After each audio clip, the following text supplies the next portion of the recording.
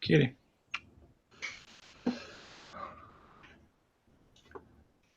Yeah, she's on my lap constantly, here or sitting next to me at the desk. Hello, everyone. Hello. Hello. Yeah, she's on my lap constantly. That would be Josie. She's the young one.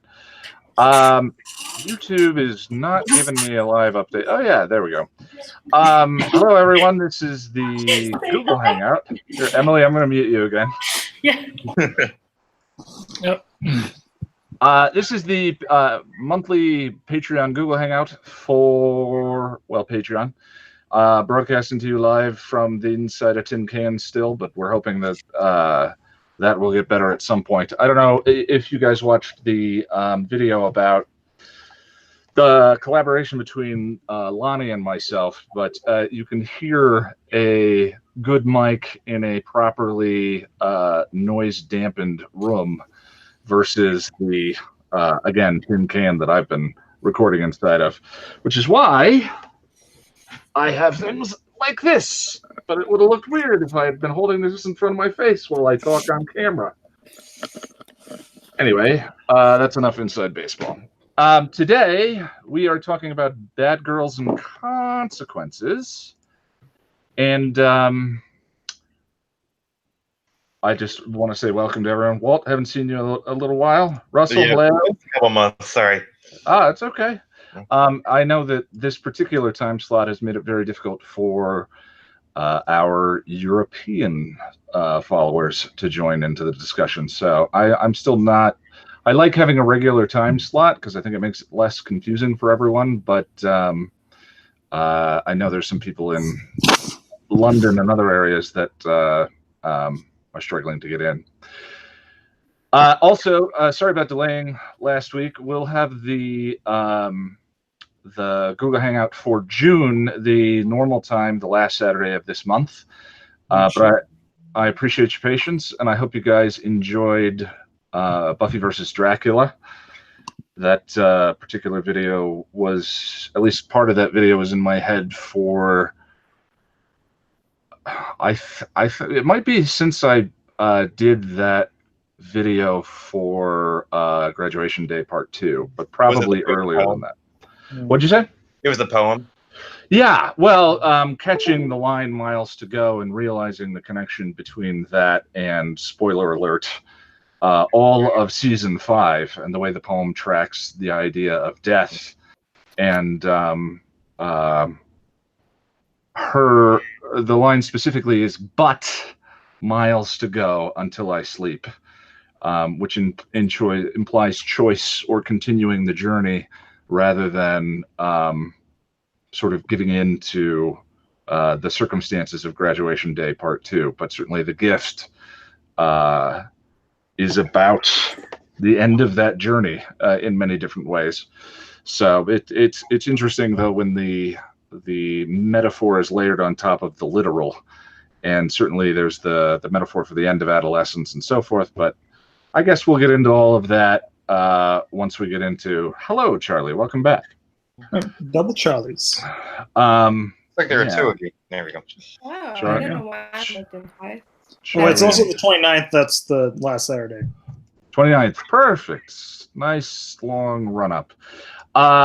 Just a quick update too before we get started. I am working on Judgment today. I hope to have it up tomorrow, the Angel premiere, and then next weekend's release will be the Firefly season 1 episode 1 review,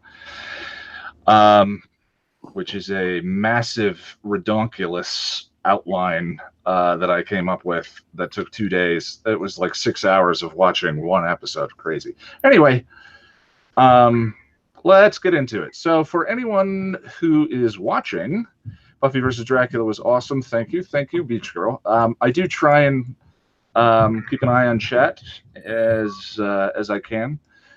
And the way we normally start things out is by watching the episode guide for the episodes that we're going to be discussing. So we're going to start things off with Bad Girls.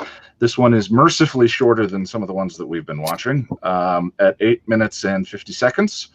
So we still don't have to worry about, 5x5 length of things when we get there. But the other thing I was thinking about those we mentioned limiting these Patreon discussions to one episode when we get to those sort of monstrous episode guides.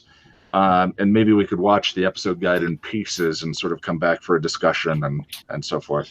But it's a flexible format, and you guys just let me know what you're interested in. And now, as usual, let me get my sound settings up so I can adjust those. Actually, this is interesting. Okay, so I'm going to share my desktop. If everyone can please mute yourself, because audio is going to shift for just a minute, and then we'll come back and have a little chit-chat. BRB.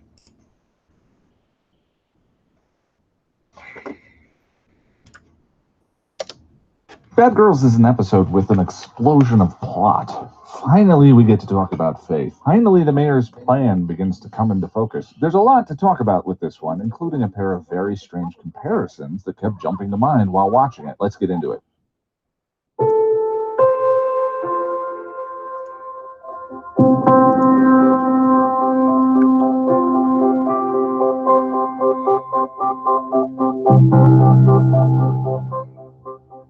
Mid-vampire slaying, Faith is grilling Buffy on whether or not she and Xander have ever gotten pelvic with each other. With one vampire left, Buffy proposes a plan and Faith rushes in. On saving Buffy's life, Faith gives her the stiffest come-hither look Buffy's gotten since mid-season 2 Angel. Though Angel's glances always had an air of guilt to them. Rightfully so, you perv. The vampires the Slayers fought were sword-bearing, something Mr. Trick brings to the attention of the mayor. The mayor mentions a coming ceremony he doesn't want interfered with and tells Trick to steer the Slayers towards the sword he vamps. Let's just say I won't be concerned with the little things. He says that after using a disinfectant wipe on his hands. Is the mayor's entire evil motivation germophobia? The gang is contemplating life after high school. Willow has gotten into every school under the sun. In the library, Giles is being subjected to the pedantic ramblings of a new character. New Watcher?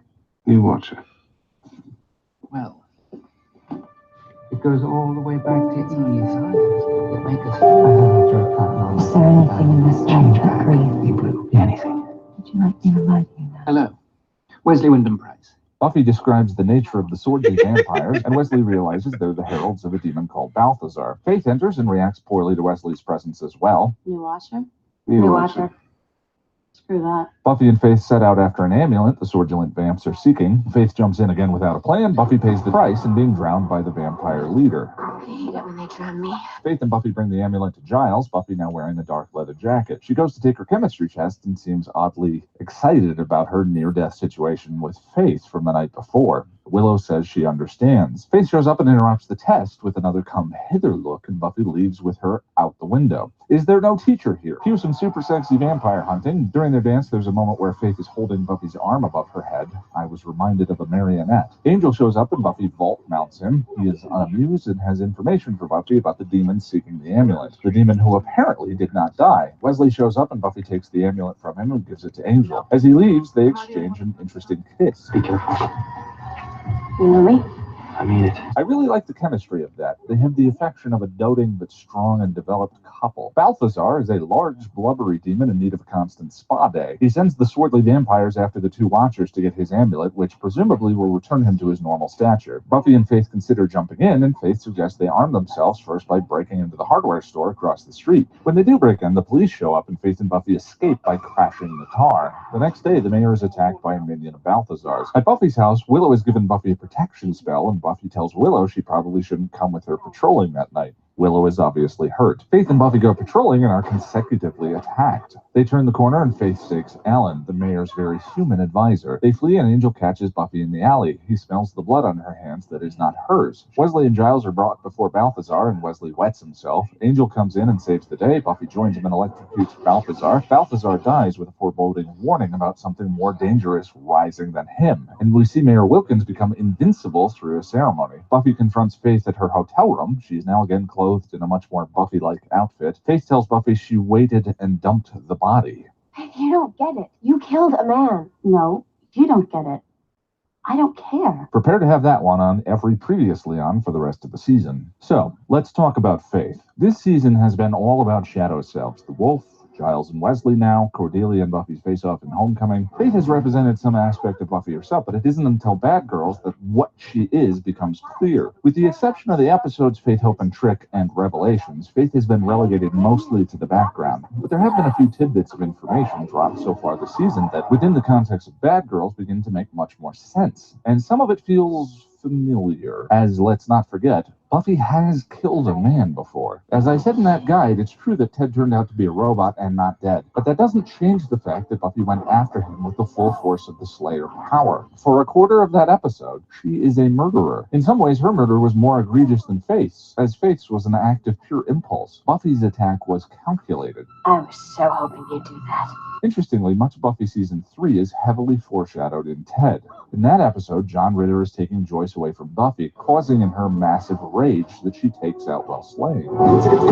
It's taking time, really, don't you think? In Faith, Hope, and Trick, Faith Watcher, with whom it is suggested she had a very close relationship, has been brutally and horribly slain by Kakistos, and Faith spends extra time unnecessarily pummeling vampires. But Mother hits harder than that. Faith, take him already and give me a hand. In the episode immediately previous to Ted, Buffy advocates to Kindred the amplification of her emotion in order to raise her Slayer game. And in the episode Homecoming, Faith says to Buffy, Oh, I mean it. You really got some quality rage going. Really gives you an edge. if Cordelia represents the shadow self of Buffy's human side, Faith is the dark half of Buffy's Slayer side.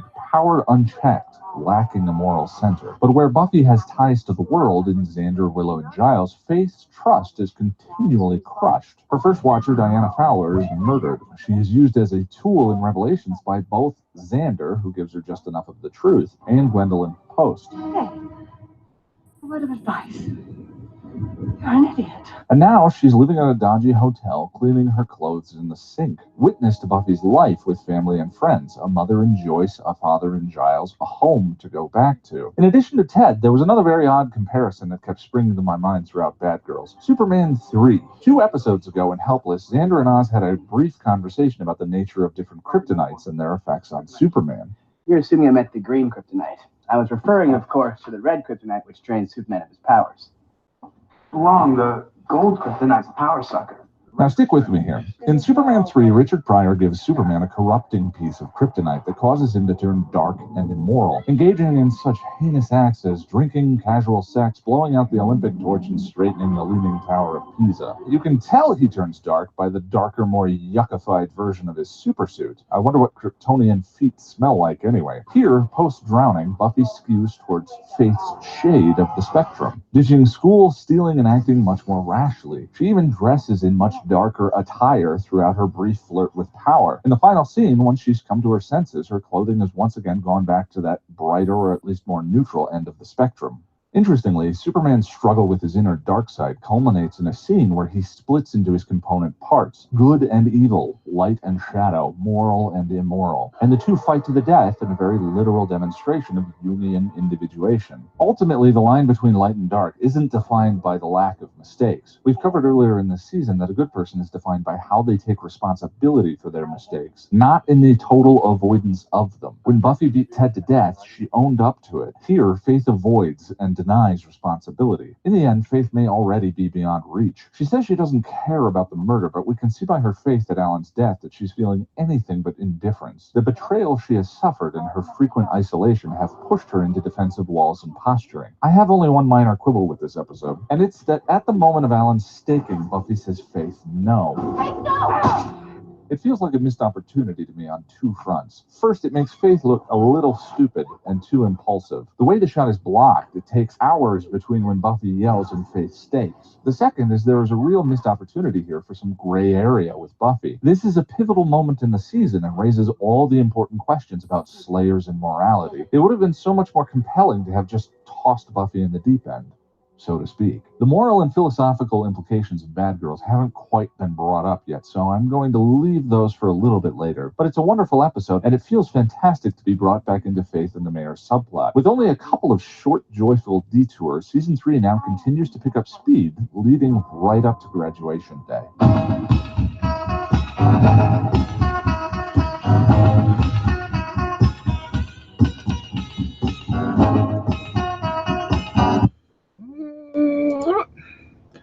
Well, I have not watched that one for quite a long time, and boy, do I disagree with myself. Worst channel ever. Hello.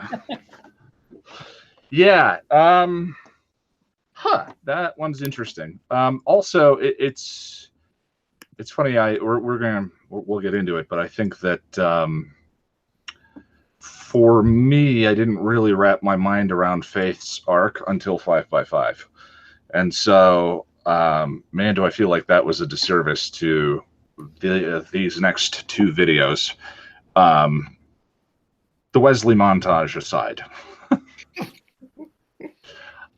So, Bad Girls. Walt, it's been a while since you've been here. Tell me a little bit about Bad Girls and your thoughts on it. All right. I'm curious if you still think the Superman 3 thing is accurate to the episode, because I had not thought of that at all.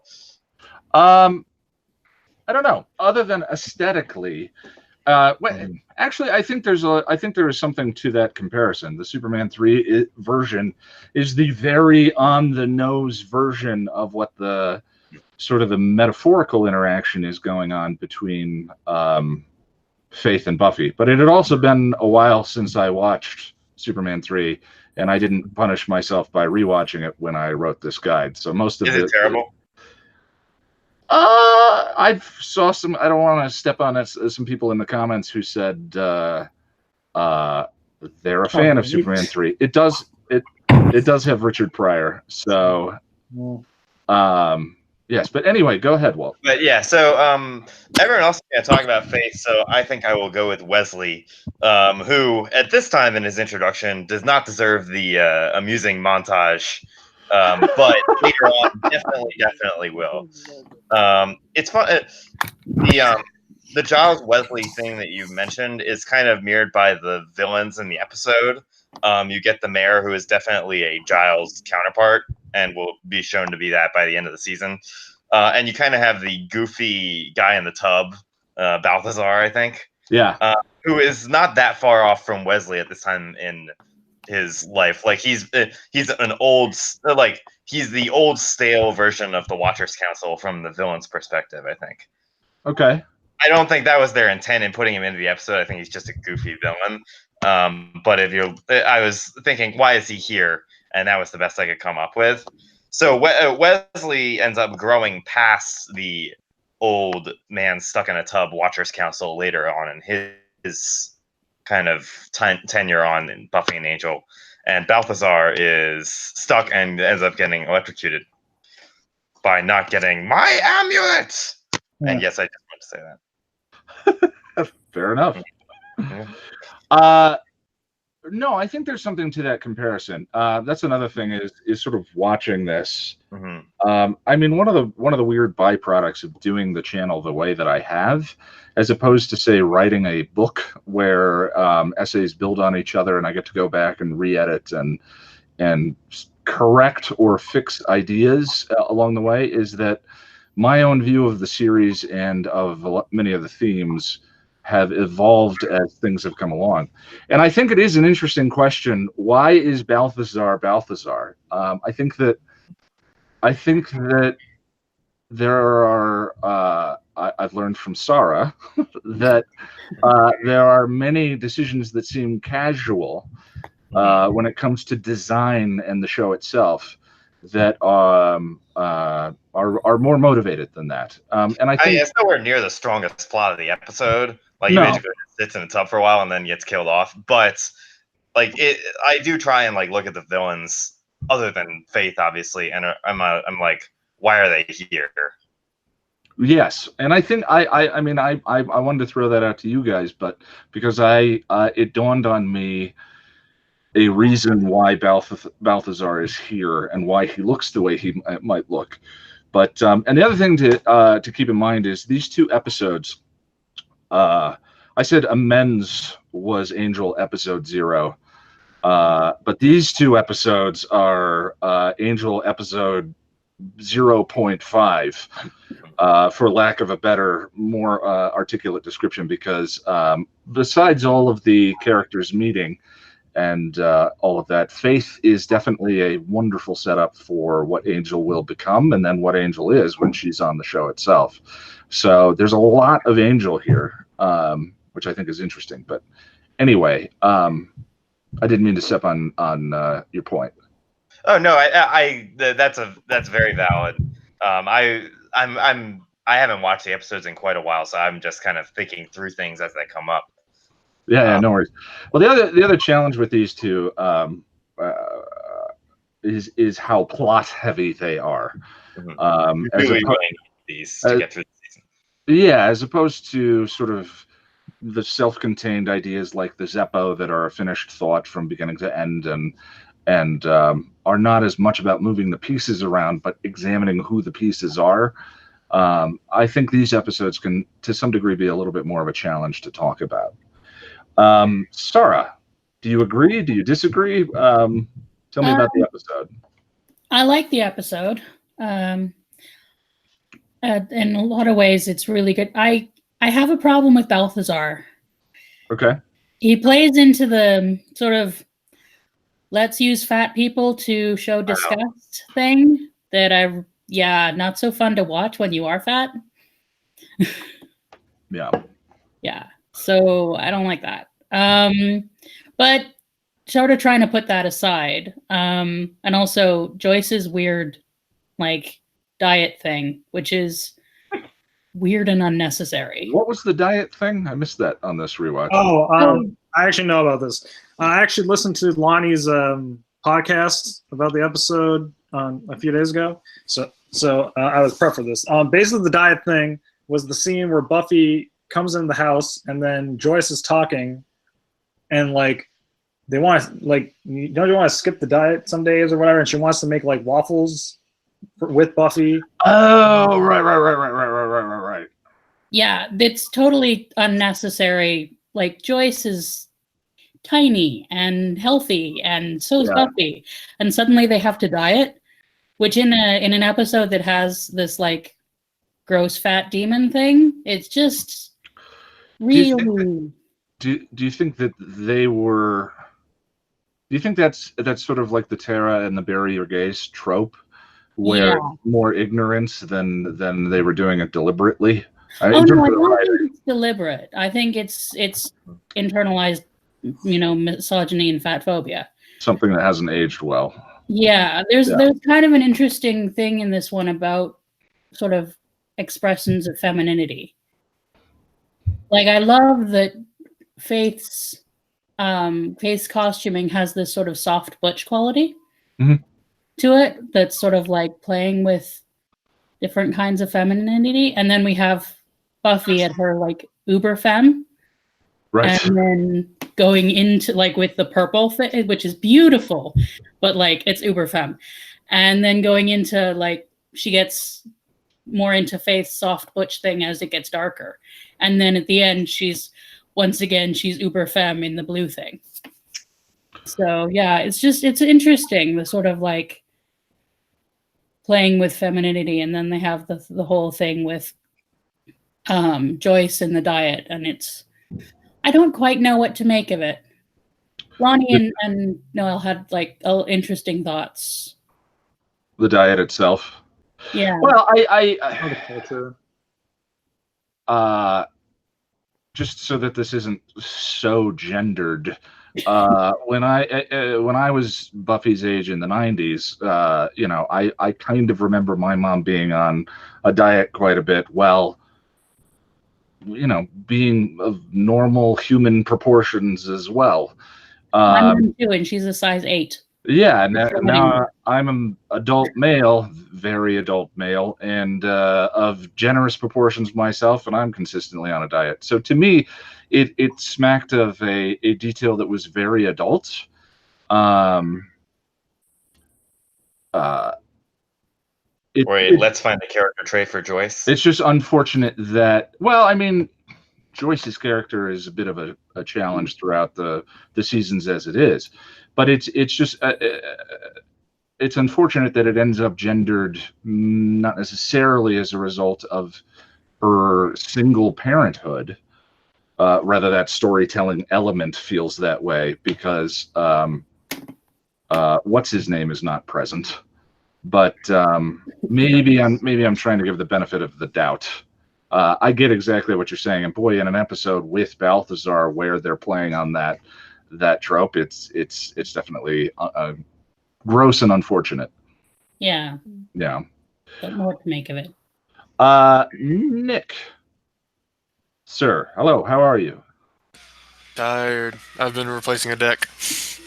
Well, I'm happy you could join us for a break. Tell me about Bad Girls and thoughts on the episode. Oh, well, a number of my thoughts are more related to consequences, but I'm like, I enjoy it as a great setup episode.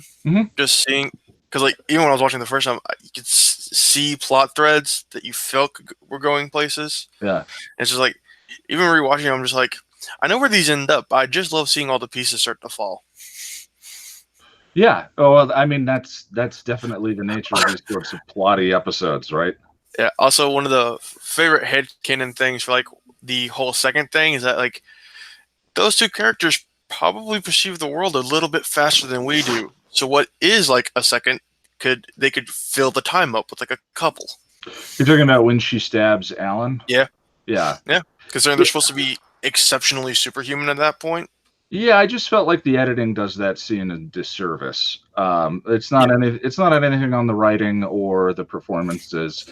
I just felt like if that sequence had been edited tighter, it might have felt a little more grounded.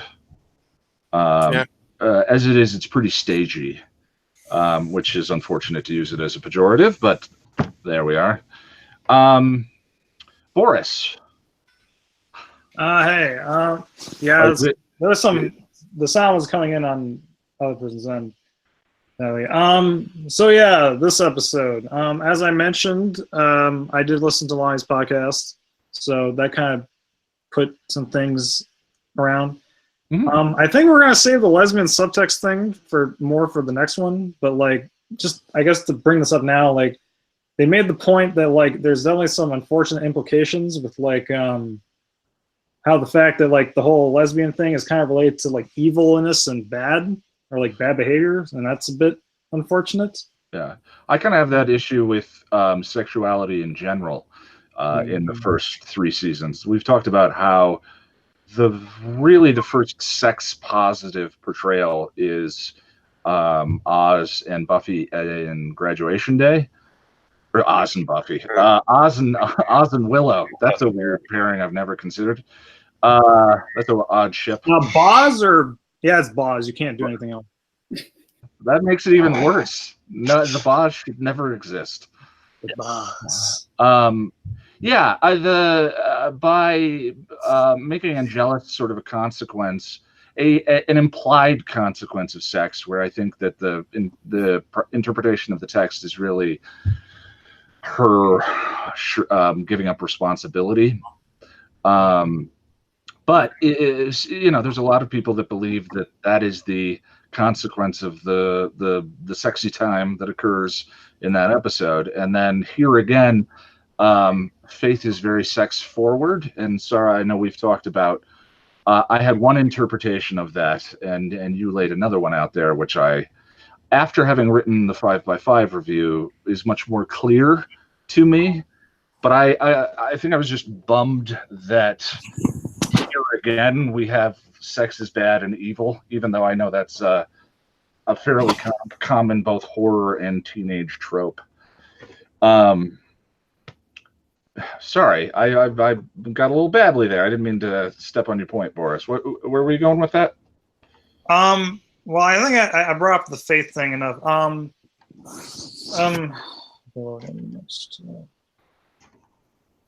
So yeah, the episode, it's pretty good. There's definitely some stuff that hasn't aged well, obviously.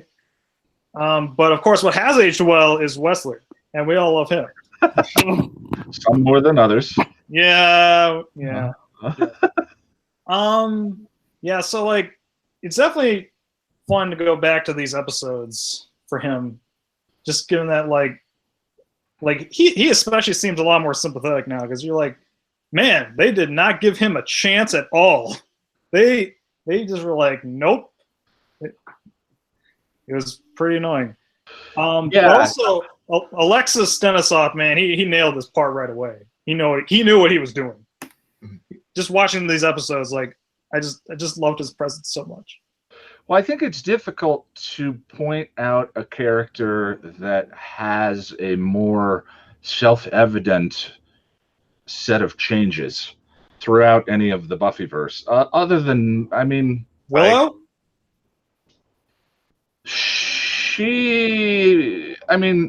There's sort of a pendulum there, certainly, where, oh no, Willow, yeah, definitely, from seasons 1 and 2 to the who she is in season 4, and then sort of dipping into darkness and coming back. Yeah, I think Willow and Wesley Zark certainly are. Well, Wesley, I think definitely the overall arc kind of was more smooth, I think. Wait, has everyone seen Angel? Just to make sure. Nick, you're current. Did you finish season 5? Yeah. All right. And I'm sorry that you're now done with Buffyverse. That's a moment of grief in and of itself. The comics. The comics still. You know, not done until. I have heard things. I wrote a question here. Which do we like more, Dorky Wesley or Take Away Your Bucket Wesley? Well, that's kind of, I guess it depends on what you're looking for. Like, Dorky Wesley is obviously a fun time, but like there is just something about badass Wesley that you can't like look away from. Like he pretty much helped save Angel season 4 along with Faith, pretty much. I would kind of agree with that when the assassination of Cordy is going on. He brings something to the table that you're watching the episode. Isn't the savior? I love Jasmine. Once Jasmine comes into the season, of course, I love Invasion of the Body Snatchers, and the moral question that Jasmine's presence raises is, of course, fascinating to me. Not to mention Zoe. I had my throat cut and all my friends abandoned me. Yeah. And we get the song, the Jasmine version. Yes. Oh, Jasmine. Orpheus is great too. Let's just put that out there. That whole Faith trilogy, Deep Down, In the Bottle, and Home are all great. I love those episodes. Raphael says in the chat, Rogue Demon Hunter West for the win. Yeah.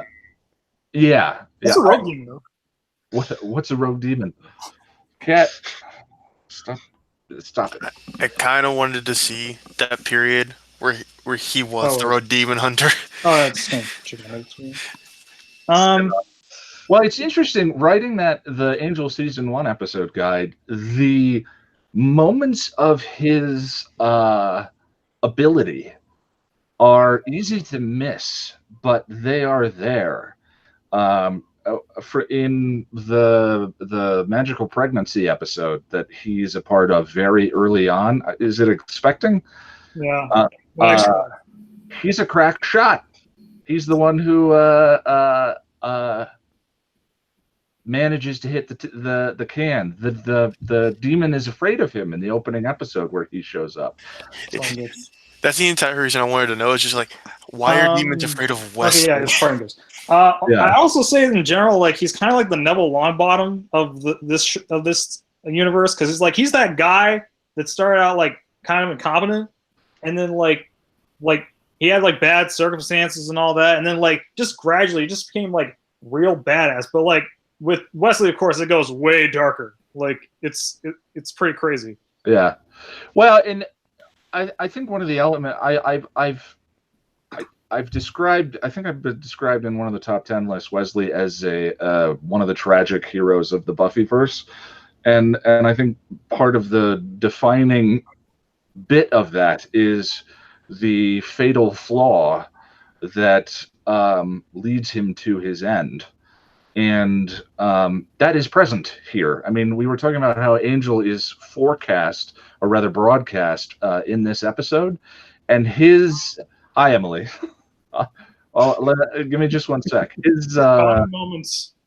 His taking things into his own hand, and being the one with the plan and not consulting with anyone else happens again with Connor, and it just is sort of the progress to his end. Emily, go ahead.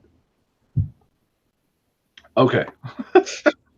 Oh, I just had like some other points to bring up in the meantime. Sure. Wait, no, sorry, I can talk now. I love how the mayor. No, just kidding. Okay, I love how the mayor just like is so chipper about his assassination attempt. Like he just moves on from that like real quick, and it's great. In fact, the mayor is great in these 2 episodes. Harry Groner is wonderful. Yep, and also another thing that kind of was, I know it's like when they're at the convenience store. Which, by the way, someone mentioned that's the same one from the Zeppo, and that's why the cops were there probably. And the hardware. Yeah, the hardware store. It's the Zeppo. And like the cops like fire a bullet to get their attention, and I'm like, couldn't you just say something? Like, what the? So much police things to talk about. I don't want to. The Sunnydale effect. The police in Sunnydale are deeply stupid. Oh boy! It's not a Chekhov gun situation though. It's guns and they don't get used. It's very strange. Yeah. Emily. Hello. Okay, I might have to stop talking like partway through. That's okay.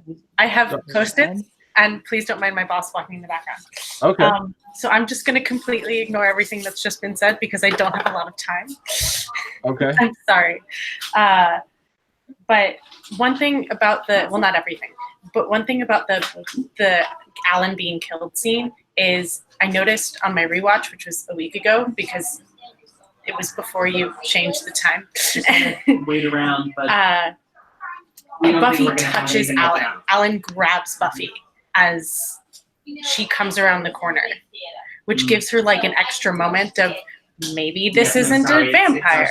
And Faith isn't, I mean, it's still edited badly, but Faith isn't looking as she comes around the corner. So by the time that, so all that she sees in her periphery is Buffy pushing away a humanoid. And like they've just been turning corners and poof vampires. So if I were Faith, I would probably have the same reaction. And like, yes, it's edited badly, and so it does make Faith look a little dumb. Well, I wouldn't say badly. I just wish that it were tighter. I wouldn't even change the shots that are there so much as trim a quarter second here, a quarter second there. Yeah, basically. Yeah. And I just like, because I love that episode so much, and because that moment is so important, I just kind of pretend that it is edited more tightly, just like for my own. I think we do that with with many things. Part of the thing about writing the episode guide is I'm not indicting the episode so much as pointing out as many things and bringing up as many topics for conversation as I can. As a fan, I then immediately forget all of that and just go and enjoy the episode the way I want to enjoy the episode. So anyone who's ever been mad at me for something I pointed out, please do that. And then, sorry, it just got really loud in here. That's okay. I feel like the thing where Willow with Willow and Willow being sad, like it's so small, but it extends so far into like I feel like it sets up Willow's feelings of inadequacy in a way that like it reinforces Willow's feelings of inadequacy that she had before Buffy came, and now Buffy shows up and Buffy is supposed to be the one that doesn't make her feel that way, and all of a sudden Buffy is making her feel that way. And I think that little detail. You're talking about Faith makes her feel that way? I got confused. Well, Buffy rejecting Willow to go on just seems so important. And then I have like a couple feelings about the end. So basically my feelings about the end is when Buffy comes in, she seems in the like blue, which is like super extreme, like Buffy's going to church kind of outfit. But she sort of starts to stray into the holier than thou territory, which makes me really sad, partly for a couple reasons, partly because I don't want Buffy to behave like that, because it's terrible approach to the situation, and I love Buffy, and I want her to do everything right. And the other thing is, like, it feels slightly out of character. It's not as bad as like the not 5x5, which Sanctuary, as her like very, very holier than thou thing, with the like looking at Angel so portrayed after he hits her in Sanctuary. And it's not quite that bad, but it feels a little bit like that. And I'm like, but Buffy, what? Like it feels like she doesn't remember Ted. I mean, Buffy, if you look for it, there is a stripe of self-righteousness that exists throughout the season. And partly I think we can read that as, and she says it herself in conversations with dead people, of how being the Slayer separates her and makes her lonely and makes her better than everyone. Her I don't remember inferiority complex I about think her Holden's superiority thing was complex. about the superiority. You have a superiority complex and you have an inferiority complex about it. Yeah. Yeah. So I've never read that scene between her and Faith that way, but I think you could. I think that's interesting. Yeah. And then can I chime in on that? Go ahead. Sure. One more thing. Or actually two more things. But I always forget that Faith's first watcher was murdered. And I feel like everyone forgets that Faith's first watcher was murdered. Like no one's like, I'm so sorry, that's really horrible. Maybe like we should care about that. Because it just gets completely erased. It's like, oh, I killed Cookie Stos. I'm okay, fine. I heard Cookie Stos that time, and that's a take on the name I hadn't heard, and that's awesome. Cookies. Okay, that's not what I said, but okay. Cookies toes. No, I'm not. That's not what you're saying. But if the internet garbled it and made, I heard cookies toes. I love that. I heard cookie toast. I'm so sorry. But and then I'm gay, and so anytime we get some, and what you pointed out about Faith being like soft butch or whatever the phrase you used was, Sarah, I was like, that explains so much. That is like now I understand why I have a crush on Faith. That's all I needed. And so like it was, thank you. And so it was just like a little bit appropriate that this got pushed a week, because now we are in June and it is Pride Month and we are getting to Faith and Buffy gayness, and I appreciate that, and I'm going to mute myself again. Okay. Oh, also there was a line that Faith had where it's like she was talking to the cop, and she was like, so it's like something about like, oh, it's so butch or something like that. So it's like, I like him. He's butch. Yeah. Yeah, that's it. Yeah. Russell. Hey, Ian. How are you doing? I'm good. How are you? Good. Glad you're here. Tell me about Bad Girls, or do you want to talk about Consequences? I know you wanted to wait the last time. Well, with Bad Girls, I wanted to talk a little bit about Wesley. To answer your question, I prefer Bucket Wesley. And am I the only one? I'm just curious. I think Wesley and Giles take pretty much similar roads. They start out overly British. They're both tortured, and then all of a sudden, they both learn how to fight. They're dressing cooler.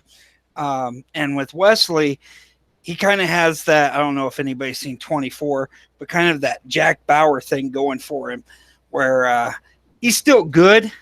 He's just playing both sides of the fence. But anyway, in Sanctuary, where Faith tells him, what if you were Buffy's watcher or whatnot? 5x5. Oh, Yeah. In Yeah, episode Bad Girls, it seems like Wesley is more Buffy's watcher than he is Faith. Faith immediately dismisses him, walks right out the door. Definitely. Doesn't go after her. Yeah. Oh, sorry. Go ahead. No, that's okay. I think that the sort of the Watcher-Slayer relationship is very parental. And one of the things that makes the parent-child relationship work is the child's willingness to be parented. And where Buffy has that trust. Hang on one sec, Boris. Buffy has that trust with Giles and sort of doesn't, despite what happened in Helpless, doesn't resent the relationship in quite the same fashion. Maybe that's different than Faith. So yeah, that's very interesting. And I wanted to, you're pointing out I've not thought about the similarity of the arcs between Wes and Giles, but there is a similarity there. Certainly, being the buttoned up. It's weird that British is always the bad guy, but the buttoned up, very British being bad in the early seasons to where he sort of gets to. But then the difference is Giles retains his relationship with Buffy as a grounding rod, and Wesley does not. And so his identity sort of, as much as he attaches to Team Angel, once that gets lost, it's sort of, they definitely diverge from that point onward. But anyway, Russell, I'm sorry we interrupted you. Go ahead. No, I also wanted, just curious, why didn't they send 2 Watchers? They have 2 Slayers. Kendra had a Watcher. Buffy still had Giles. Faith had a Watcher. He was murdered. Why didn't she get a second Slayer? Yeah, the potential. Well, I think the Watchers, like the police, are deeply stupid. I guess to be fair, like this whole situation where there's 2 Slayers is kind of unique anyway, so maybe they didn't really know how to handle it. It's a little unprecedented. Kendra was a potential. Oh my God! There are 2 people we need to keep track of now, not 1. What will we do? Yeah. Hard. So I think they would have purposefully tried to keep Kendra away from Buffy because of Buffy's bad influence or something. I think they would have wanted to keep like this perfect Slayer that they can control because she used to be a potential, and it seems like I think they would purposefully not want the 2 interacting. Well, I think the other thing, the council. My headcanon for this that I think we've established throughout to answer some of these nagging, frustrating questions. Watchers are dumb. Well, it's not only that; it's that the position of the Watcher who is training and working with the Slayer might be considered a lowly position. It's not we sort of think of the Slayer as this Superman-like, heroic, lovely, beautiful thing, but within the Watcher structure, she's a tool. Certainly the name is escaping me right now. The test from Helpless, Cruciamentum. The Cruciamentum, thank you, goes to show that, and a few other things. So, from that perspective, it's not terribly surprising how mishandled the Slayer herself actually is, and for me, in my head, that becomes the answer to, well, why? I've seen questions in chat. Why didn't they just give the Slayer a salary? So on and so forth. By the way, Slanted Frames Production says the British aren't all evil. I swear. Don't worry. I don't subscribe to 90s stereo. There's some nice British people. Let's be real. Anyway, Russell, I wanted to throw back to you. Where was I? Yeah, so Bad Girls is a great Wesley episode to me. With Buffy, I think this kind of foreshadows season 5 a little bit, where their power comes from. I think both Faith and Buffy are tempted by whatever that evil is that's inside of them, the power of the demon. Mm-hmm. But Faith, when she accidentally kills the deputy mayor, she does have sympathy. I mean, it's haunting her right off the bat. It's haunting her. She just can't bring herself to admit it. So I think Buffy, the way she goes about it, is a little bit wrong. If that's, I hear from Boris. No, I mean, like on the Buffy thing where she kind of screwed up, kind of. But, just to bounce on one point, we were rewatching the episode, and then the scene where Faith like is looking at Alan's body. That's a pretty impactful scene, like especially with that music. It's a haunting moment where she goes back to visit Alan's body, and I think the music really nails it, along with the look on Eliza's face, that 1,000-yard stare. Yes. So, and Balthazar, never cared for the demon, but I do love the actor who plays him. I think it's Clement Christian. He's a great actor. I didn't even know that was him that was playing it. Mars. There's a Balthazar blooper in the Buffy blooper reel, and it is hilarious for the way he is designed, and there's a moment where he improvises. I highly recommend everyone after this go YouTube the Buffy blooper reel, because it will not be funny me explaining it, but it is wonderful. I gotta go. All right, Nick. Good luck with your deck. Look. See you. I had a thought about the Giles arc and Wesley arc thing. Sure. It's interesting that it's sort of Giles kind of integrates Ripper in a way, but Wesley doesn't integrate his dark side. So it just sort of like once he goes dark, it sort of he can't seem to come back from it. Yeah, Wesley has not experienced or grappled with his shadow self dark side until season 4. It was when it starts to happen. And unlike Giles, it definitely consumes him. That's interesting. Yeah, the parallels are fascinating. That's really cool, Russell. Yeah. Well, that's interesting. Sorry, go ahead. Oh, I was just going to say, Giles also betrays Buffy in season 7. I know that's something people forget. I didn't. Well, but I think the parallels are awesome there. Yeah, that's terrific. Go ahead. Sorry, man. Go ahead. Without the video, it's hard to read your cues. Problem. To go back to Sarah's point for a second, if Giles is the mind, then since this episode is about Buffy facing her shadow self, and like that's what this arc is. Do you think that Buffy is ever able to integrate Faith in the same way? Because she kind of reacts very angrily to Faith here. But I wonder what influence Faith has down the road, if any. I think the moment with Angel goes the opposite way. I think the moment with Angel in Graduation Day Part 2 is supposed to be that moment. I think that her bite. I think her going to go and kill Faith, and in order to save Angel, but then ultimately sacrificing herself. There to some degree, there's a repetition of that beat for half the season finales of the show, including the one that we're now on with The Gift.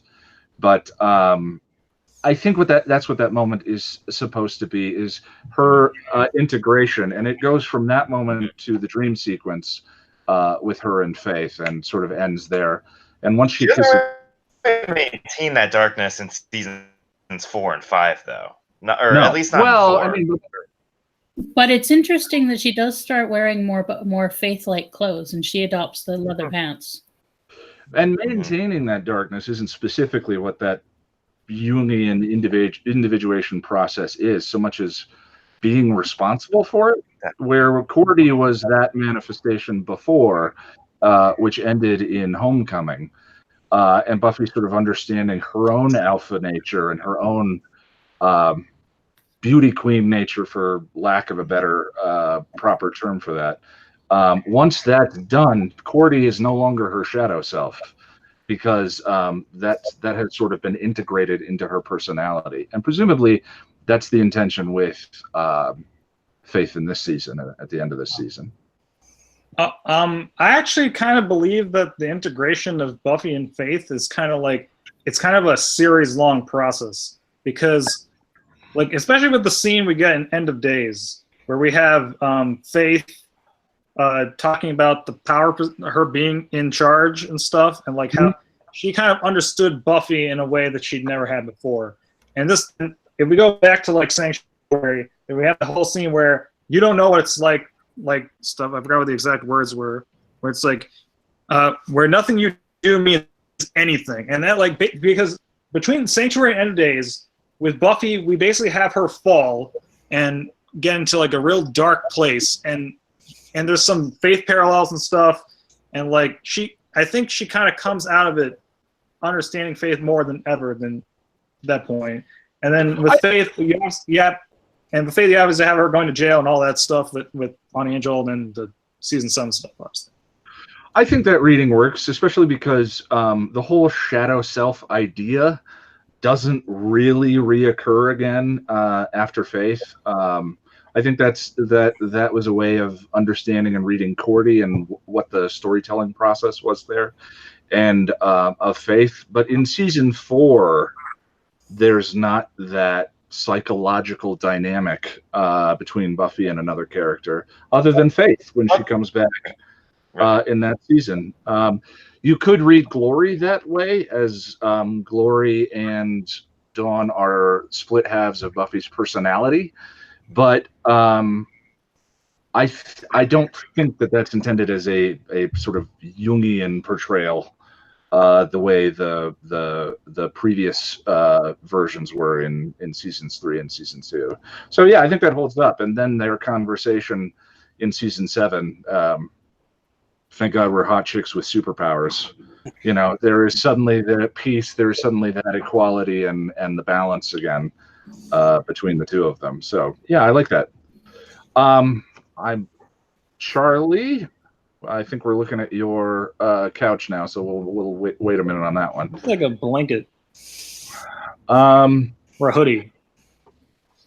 What was Wes's cover? Who is the dude in the library literally creeping on the students?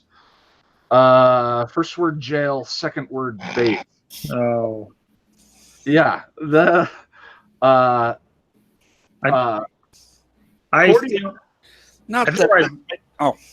Cordy walks in the library, and Wes says to Buffy, "Does everyone know who you are?" So presumably, he would have some sort of justification or reason for being there, unless the Sunnydale Library needs 2 librarians, 2 senior librarians. Well, as we know, people don't usually come to the library anyway, so that's kind of a thing. But I just kind of figure he's like the library assistant guy, because like you usually do need at least one other person, I guess. Librarian in training. Yeah. Well, I guess it could be the assistant, or who knows, really. That position is right for some budget cuts. Charlie, I wanted to throw to you. Do you have any thoughts on Bad Girls? Just a couple. Going back on that, like the Wesley Giles parallel. I'd just like personal opinion. I feel like over the course of both Buffy and Angel, like I feel much more connected to Wesley than to Giles. Yeah. And I think when I was thinking of why, it was like I think Giles is very stuck in his mentor, daddy figure, father figure role. Like it's I feel like it's pretty much always kind of connected to Buffy and their relationship, whereas I feel like Wesley is much more develops himself as a character and isn't there to, like, really to support one specific other character. I feel like, I don't know, I get a better sense of who he is and more connection to his struggles than Giles is throughout the show. Well, I think that's also a side effect of the structure of Angel versus Buffy. Buffy is more structured as a single protagonist show with supporting characters around her, where Angel is definitely an ensemble. I mean, there's a reading of the Zeppo where we can interpret the Zeppo as something occurring to Buffy's perceptions, Buffy, and they've sort of come out and said that the first episode where Whedon said this episode doesn't have to be about Buffy was Wild at Heart. And I think that episode feels incredibly tonally different than most everything that's come before it, where sort of metaphorically or coincidentally it could be read through Buffy's perspective. So yeah, I totally agree. Wesley is perhaps more dynamic because we have more of a perception of him as a fully fleshed out character. Yeah, so that's all I want to say on them. I think pretty much everyone had said something interesting on that. But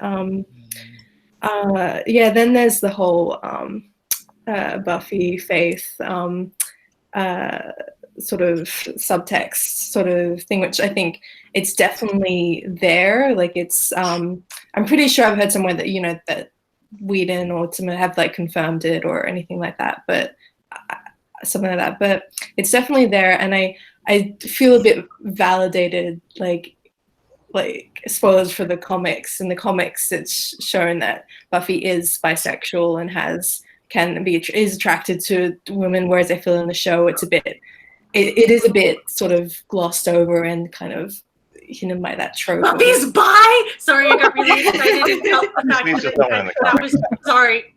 Okay, Sorry. continue. Spoilers. I should have had a bit more rapport. I don't know when it comes to spoilers, but it feels like it's much more validating, because I feel if you just watch the show, then it feels very glossed over or limited, just the trope of, well, I don't even know if it's a trope, but that thing of, yes, she's attracted to Faith, but it's a metaphor for her being attracted to the dark side of herself, which connotates that it's not very good. Sorry about that. Here, let me, Boris, I'm going to mute you for just a minute. Yeah, I mean, all of that. The story behind the subtext. Have I talked about the subtext Bill yet? I believe that might be the. Well, no, you didn't talk about it. I'm sorry, I got interrupted. That's okay. I don't know if I've run down the subtext evidence at this point, but the story behind it is that Eliza was the one driving the looks and the touches and the indications of the relationship, that subtext between the two of them. I don't know that there's a lot of it in dialogue. So perhaps that didn't come down from the writing itself, from the top. But then Whedon said that you guys just want to see girls kissing. That's nonsense. And then he was directed by a fan to a website where they had broken down every single bit of the show where this happened and this thing happened and this, and he said, yeah, it was all right there. Yeah, it's there. And I think that's a wonderful example of how art escapes the artist. I mean, you know, there's a lot of talk about the death of the artist, but just because something wasn't intended, and that's one of the beauties of this conversation, why I love doing the episode guide and why I love reaching for things like my take on the Thrall in Buffy versus Dracula, is because I really don't care if it was intended. If we can find something that's there, that's interesting, that's compelling, that's worth talking about, then that's kind of a lovely thing regardless. Yeah, that's true, though. I would just say that when it comes to like queer relationships, we often have to kill the author to get them, because they're not, because often they're like, that's the sort of thing, is that it's kind of, it would be nice though if it was intended more often than not, because it's often much more relegated to, again, what the fans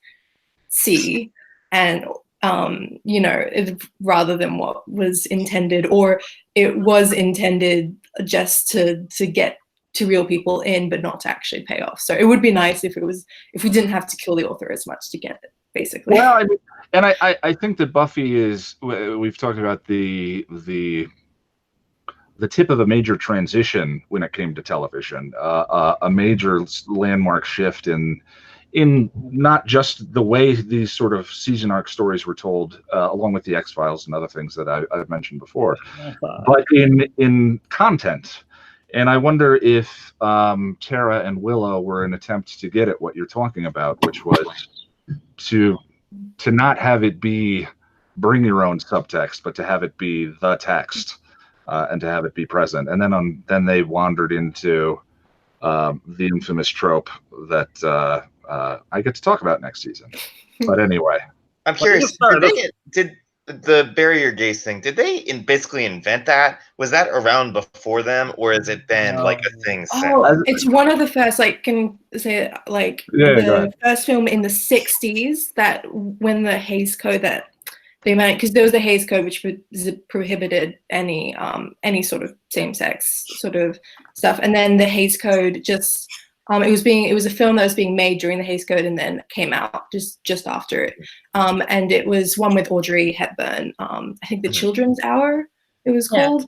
And it's about two teachers at a school, and then there's one of the children at the school spreads the rumor that the teachers are in a lesbian relationship. So all the parents take the children out of the school. It's a whole scandal sort of thing. And then it turns out one of the teachers she actually did have a crush, or she had feelings for the other female teacher, though it wasn't reciprocated. And then, so it's a whole thing where she feels like she's destroyed their lives because she had the feelings for this other woman, for her friend who was, and at the end she kills herself. She commits suicide. So it's one of the first films with a lesbian, or with a lesbian character basically, and she kills herself. And from then on, it does become a trope, from the 60s basically. Walt, I put a link. The Children's Hour, just real quick, was originally a play, and so the movie's based on the play. But yeah, I haven't seen the movie, but what you've just described is basically what happens. And yeah, so that's one of the origins of the barrier gaze trope. I think it started in theater and then permeated into film a little bit. I thought it was.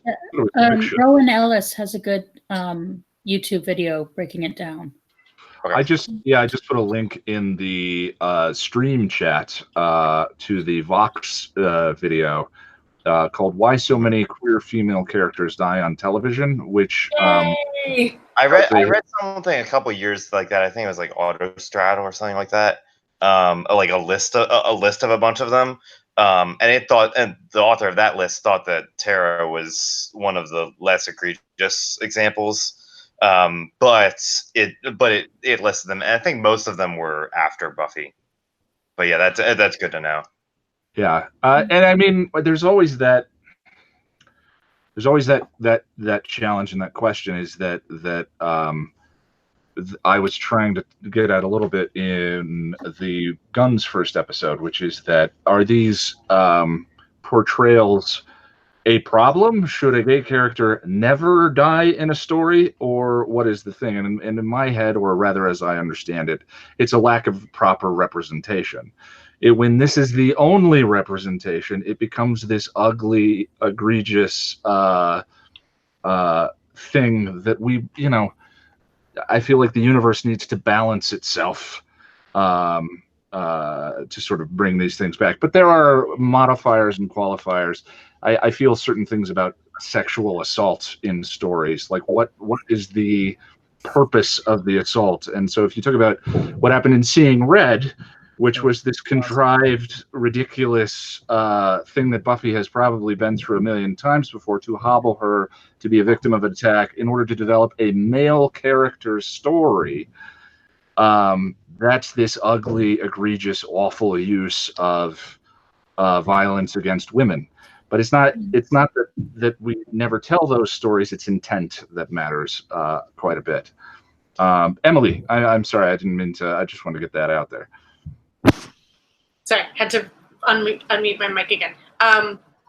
So I know a lot more about theater than I do about film. But one of the things, representation of gays, mostly gay men, in theater, there was like a boom of it in the 80s, in the early 80s, because, and then throughout the 80s because AIDS was happening. And it, and in every play, someone would die. And part of the reason for that was because that's what was happening. People were just dying, and it was insane.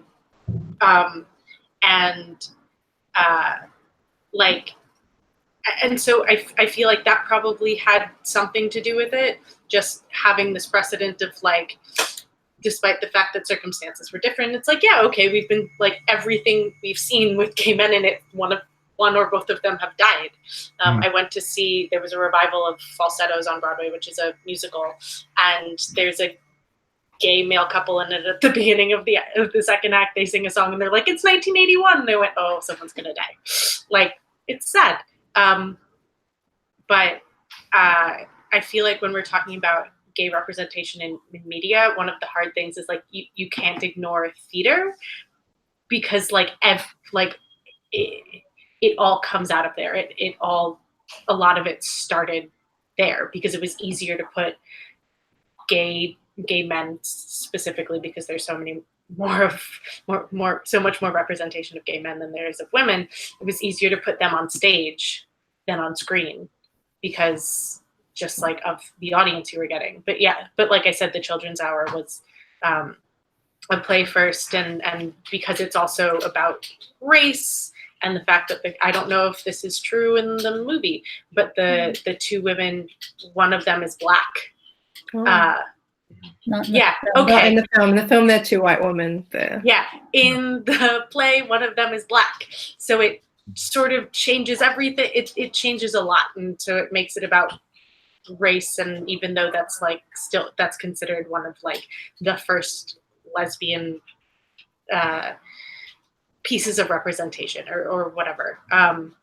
But since we were talking about the bury your gays trope, I did want to bring that up. And Walt, you mentioned that somebody said that Tara was one of the less egregious occurrences of that, and I would agree. I very much agree. It's a traumatic event, and it has a purpose, and I can't explain why it feels less egregious. I don't know, but it does. I think if it was like, I think the thing that would make it the most egregious would be if Tara died and then the next relationship Willow had was with a guy. It's like that would be the worst thing ever. But from everything I've read, I mean, the Willow is complicated in that regard, of course, because there's also the issue that people bring up to me regularly, which is the issue of bi erasure. And Willow's bi. She doesn't turn gay. Right. And I'm sort of two minds about that. I am of the mind that Willow is what she says she is. If Willow says she's gay, she's gay. But there is the other side of that to consider, which is that she was written in a writer's room by a room full of writers. And from that perspective, did they overlook something that is important to talk about and to highlight and not for the sake of, again, this is never an indictment. It's a discussion for better media in the future and for more informed consumption of media.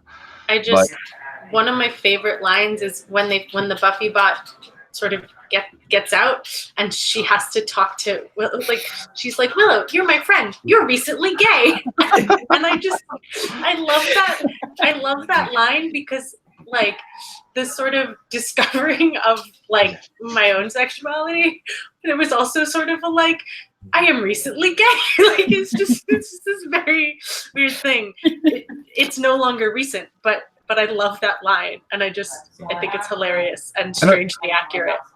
Another thing that I have started to, there's a lot of stuff that I sort of seed in early episode guides with the intention of it paying off later on. And there's something that I didn't quite understand about the Good Witch Willow scene when it comes to Chosen, and getting to the moment in Restless where they played with light and dark, and the White Witch and the Dark Witch in that scene with the naked witch and the clothed witch, the dichotomy between the two of them, the yin and the yang, the balance, I think helps mitigate some of the unfortunate missteps when it comes to sexuality and metaphor that you run into with magic and death and all of that. And it helps me understand that scene in Chosen a little bit more, where Willow was always reaching for the light in a particular way, and something that she saw in Terra that she didn't have at that time. But hopefully that'll pay off. Anyway, that's something a little bit farther on down the line. Did anyone else want to throw something out about Bad Girls before we move on? Go ahead, Boris. Just one minor thing you mentioned was that like the Watchers are like the patriarchal father figure, and they need to want to be father, and the Slayers need to like want that, and then you kind of compare that to the Mayor, where like he becomes Faith's father. Yeah, I was going to bring up some stuff in Consequences, because my reading of this season has changed completely since I've made this episode guide based on 5x5 and Sanctuary. Based on writing, I just don't have the benefit of getting to write all the essays in advance. So this is an evolving discussion. Sorry, did you have something? Well, sorry, it just kind of occurs to me, since we're talking about the Hays Code, in this, in the context of Bury Your Gaze, that it also kind of is the root of Faith's, a lot of the stuff with Faith, because part of the issue with the Hays Code was the only way they were allowed to show characters being bad and like women being sexual and all that kind of thing, deviance, was if the character was then punished. Interesting. So that's how we got so much media that has that like girl be bad, girl get punished thing. And it's interesting that became so much a part of our culture, and that's exactly the narrative we see here. Well, another strange connection is how the Hays Code is part of the roots of film noir, and where that visual style came from, which is given that Angel is a neo-noir show, another sort of linking constellation in all of this. Very interesting. All right, let's go ahead and move on. Everyone, if you could mute yourself. We're going to go to Consequences.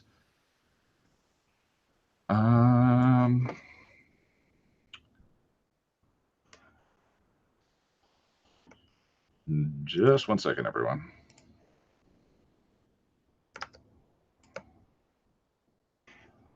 All right. Consequences begins this season's third act. Share your desktop, Ian. Consequences begins this. Screen share this one. Share. Present. All right. Season's third act. We've swept away the pieces of season 2 and set the table. It's a Marty and Oxen episode, and I find it solid. Really, really solid. Like all of season 3. No clunkers. Just really, really, really good. But I know that Buffy seasons, not just individual episodes, can be extraordinary. And watching Consequences, I once again found myself wondering, what's missing?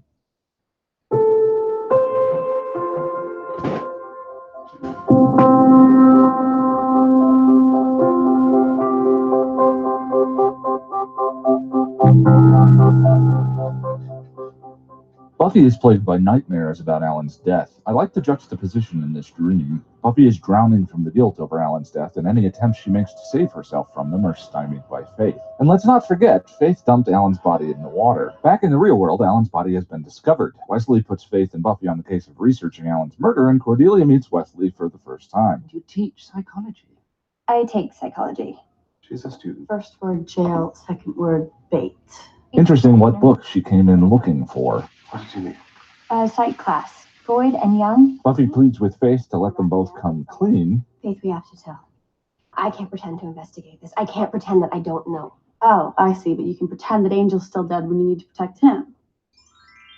Faith suggests Buffy's mutual culpability for the crime, and that if she goes down, Buffy will as well. Here we get into the interesting gray area of the legalities in the Slayer role. Obviously, the idea is the supernatural is a secret from the normal Sunnydale residents, as evidenced by both Oz and Joyce's reaction to the revelation. And this adds a certain degree of danger and unfairness to the Slayer job. It was a split-second mistake that led to Alan's death. I imagine "we were hunting vampires and got confused" wouldn't be a strong argument in court. Buffy turns to Willow for solace, who is still feeling slighted after not being allowed to go on patrol the last episode. Meanwhile, the cops are investigating Alan's murder, and Angel realizes who the blood that he smelled on Buffy's hands belongs to. At the mayor's office, Wilkins is trying to cheer himself up using the shredder, a detail that makes me giddy with happiness. And Mr. Trick reveals the police found wooden splinters in Alan's wound. This is exciting. The Slayer up for murder 1. Faith and Buffy break into the mayor's office to investigate Alan. When they do, they hear the mayor discussing things with Mr. Trick, who Buffy met in band candy. Later, Wilkins and Trick discover the two Slayers on video, and the mayor tells Mr. Trick he has to do something. Buffy pleads with Faith to let her talk to Giles one more time, and Faith refuses. Anyways, how many people do you think we've saved by now? Thousands? We help people. It doesn't mean we can do whatever we want. Their conversation is the most philosophically relevant to the season, but let's get back to that. Buffy finds Willow, who misinterprets Buffy's melancholy. After Willow convinces Buffy to talk to Giles, Buffy discovers Faith has beaten her to the punch and blamed the entire affair on her. Giles, no. The first time I watched this scene, I was completely gutted. I'm especially susceptible to drama between Buffy and Giles, and his feigned rage in this scene makes me crumble. It might seem dramatically manipulative that he does this, and I'm always leery of drama that isn't grounded in character or proper motivation. The thing is, as a Slayer, Faith essentially has an Uzi on her at all times, and Giles does not. If he immediately understood that Faith was lying, his playing along most likely prevented a confrontation in this scene, and his unsinkable faith in Buffy makes me treasure their relationship even more. Giles indicates that this is not the first time this has happened to a Slayer. The Slayer is on the front line of a nightly war. I mean, it's tragic, but accidents have happened. At the Scooby meeting, Xander indicates he might have a connection with Faith that would allow her to hear what he says, and Willow realizes that they slept together. She is obviously hurt. There was a similar event in this episode's cousin, Innocence. In that episode, Willow discovered Xander and Cordelia's relationship and took him to task for it, something I disagreed with. Hurt or not, she hadn't earned the right to punish him for his relationship with Cordelia. There is a very significant difference between that scene and this one, though. While Willow is hurt, she doesn't take it out on him, but finds some space for herself to have the emotional catharsis she needs. Yes, she may have picked Oz. She may have ended things with Xander. But as we've said this season, the heart is not a rational organ. And at least we get a scene of the melancholy Scoobies off along with an indie ballad playing over the top of them. A Buffy cliche that should have been covered in the Zeppo. Either way, Buffy suggests Faith doesn't prize her relationships with men. She doesn't take the guys that she has a connection with very seriously. And they're kind of a big joke to her. No offense. Oh, no, I mean, why would I be offended by that? And here again, Xander ignores the decisions made by the group and acts in the way that he thinks is best, deciding to try and talk some sense into Faith. She resists his attempts at conversation in all forms, dodging or attacking. Faith throws Xander on the bed, again. I could do anything to you right now when you want me to. I could die. Angel tries to reach out to Faith, and it's revealed that this is all part of Buffy's plan to make a connection. He seems to make a little progress before Wesley breaks in with the Watcher's Council lackeys to capture Faith and take her back to England. She escapes, and Buffy stumbles on her at the docks. They fight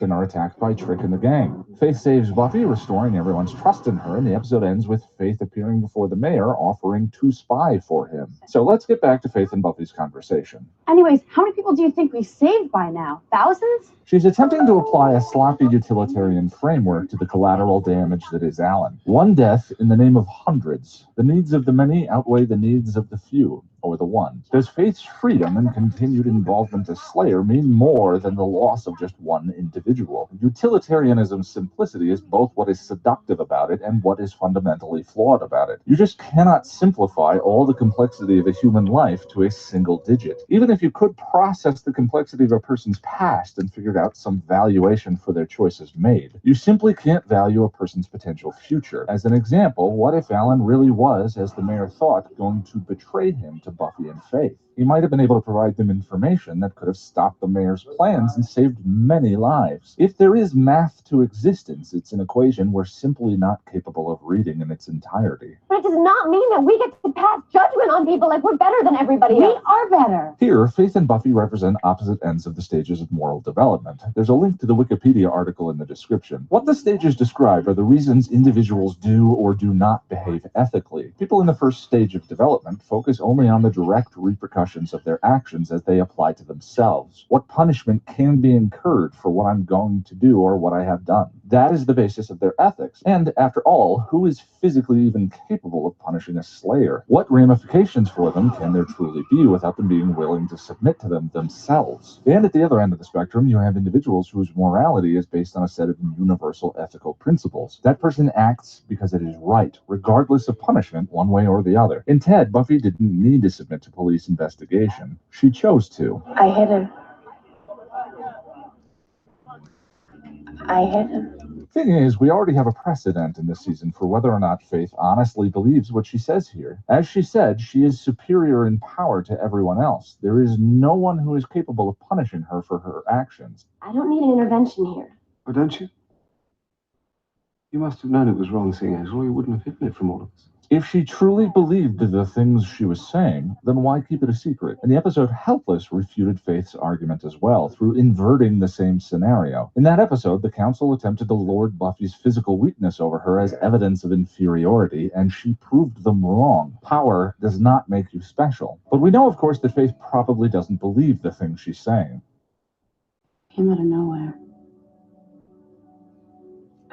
While I still maintain the murder scene could have been edited a bit tighter, this scene is a good argument for including Buffy's Faith no from the previous episode. Here you can sense Faith grappling with her guilt and saying he came out of nowhere, and because of Buffy's Faith no, her conciliatory tone here feels superior to me. Buffy did catch it. Faith did not. One thing I find fascinating in this episode, in which the supernatural collides with the real world, is that it's the bad guys that use bureaucracy as their tool. This is exciting. A Slayer up for murder 1.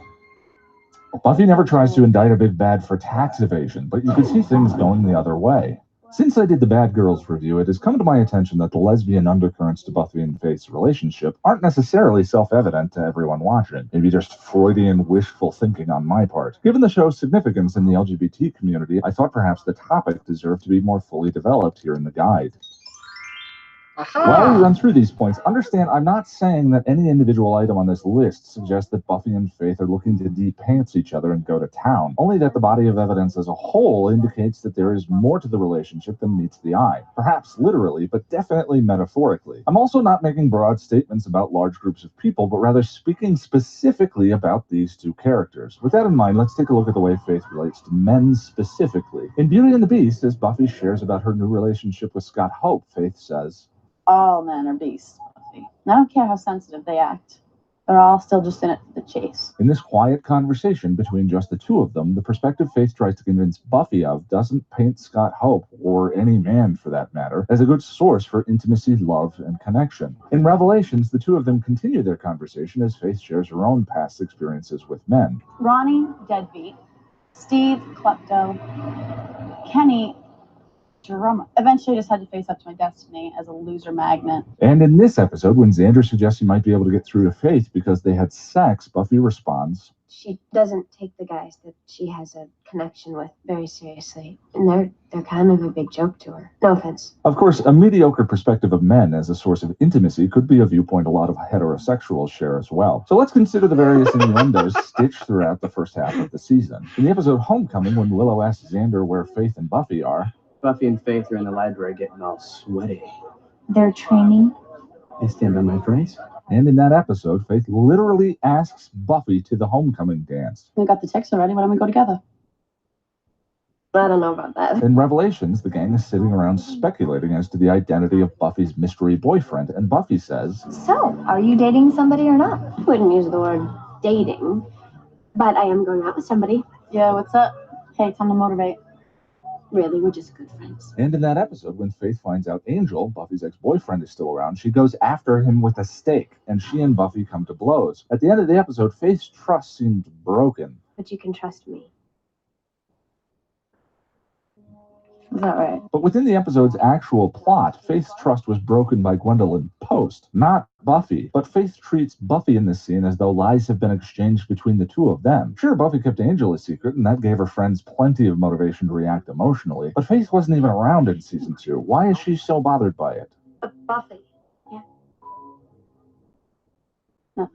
Batgirls is, of course, laden with innuendo, from Faith's heart on the window and her practical wink at Buffy to the dance scene. Sure, they're surrounded by men, but who is dancing with whom in the shot exactly? And even here, as in Revelations, Buffy's heart belongs to someone else. Beyond the innuendo, there is thematic parody between the episodes Surprise and Innocence from Season 2 and Batgirls and Consequences. The episode pairs match up very close numerically, but also have structurally similar plots. Throughout Season 2, Buffy and Angel grow intensely close. It is a love relationship. And in that season, there had been some wordplay comparing orgasm to death. When you kiss me, I want to die.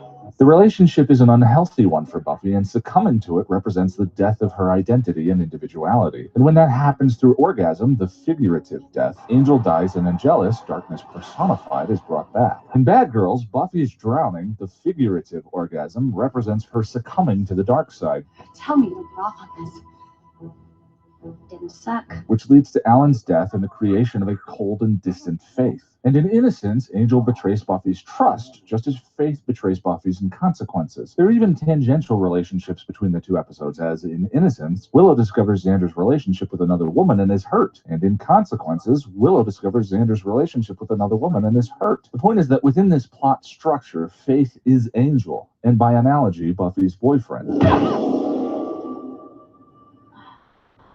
There's my girl. And then there was Eliza Dushku's performance. In the DVD commentary for Bad Girls, Doug Petrie said of Eliza, and here we have the growing lesbian subtext between these two, which was always fun to play with. Eliza was always pushing the sexuality, and no one remembered to stop her from that, which we are very happy about. As I said at the start, I'm not suggesting that any of this has to mean that Buffy and Faith, or even just Faith, as literal characters, are looking to find a home, settle down, and make the morning bed together. Though it might. My point is that there is a something here, not a nothing here. This could all be a thematic byproduct of the season arc. The Season 3 storyline is all about Buffy's struggles with authority and morality. Faith's character is there to tempt her towards that moral dark side. It makes sense then that she should be, well, tempting. What's most interesting about all of this is that Joss Whedon never actually intended for there to be lesbian subtext between Faith and Buffy. In an interview with NPR, he said he was initially irritated when fans raised the subject. To quote, "I was like, you guys see lesbian subtext around every corner. You just want to see girls kissing. Get over it." After a fan directed him to their website where they had dissected Buffy and Faith's interactions, Whedon realized that he had been wrong, stating,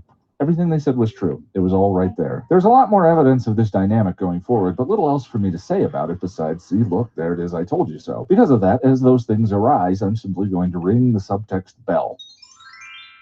As I said, there's a lot of rhyme between seasons 2 and 3, but I have to admit, I still struggle to feel as emotionally invested in this season as I did in season 2. I wish that Faith had not been such a background player for the first half. I wish they'd incorporated her more, given her more significant human moments. It would have made this turn so much more interesting. I've gotten more out of these episodes on this run-through, but I wonder if it isn't because I know where things go, how characters change, and feel a greater empathy for them than I did on the initial run-through, which wasn't a problem for me when Angel turned in season 2. Nonetheless, it's still one of the strongest seasons and continues to pick up steam towards an explosive season finale.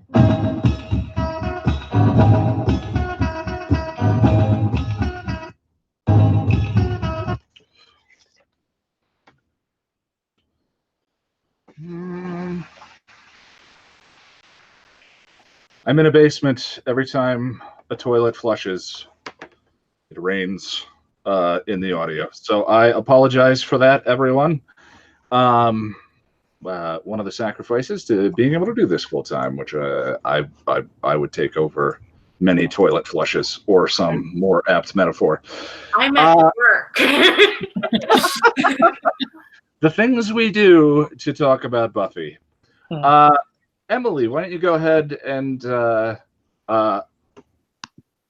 there's an actual possibility. I work in a box office, so there's an actual possibility that I will have to ditch you to talk to a little old lady or someone who only speaks Hebrew. But okay, so but I do have that scene with Anthony Stewart Head where he like fakes Buffy out is just he just fucking kills. I'm sorry, he just fucking kills that scene, and it like. I've seen it. I know what's happening, but my heart's just still like, no. Anyway, It's brutal.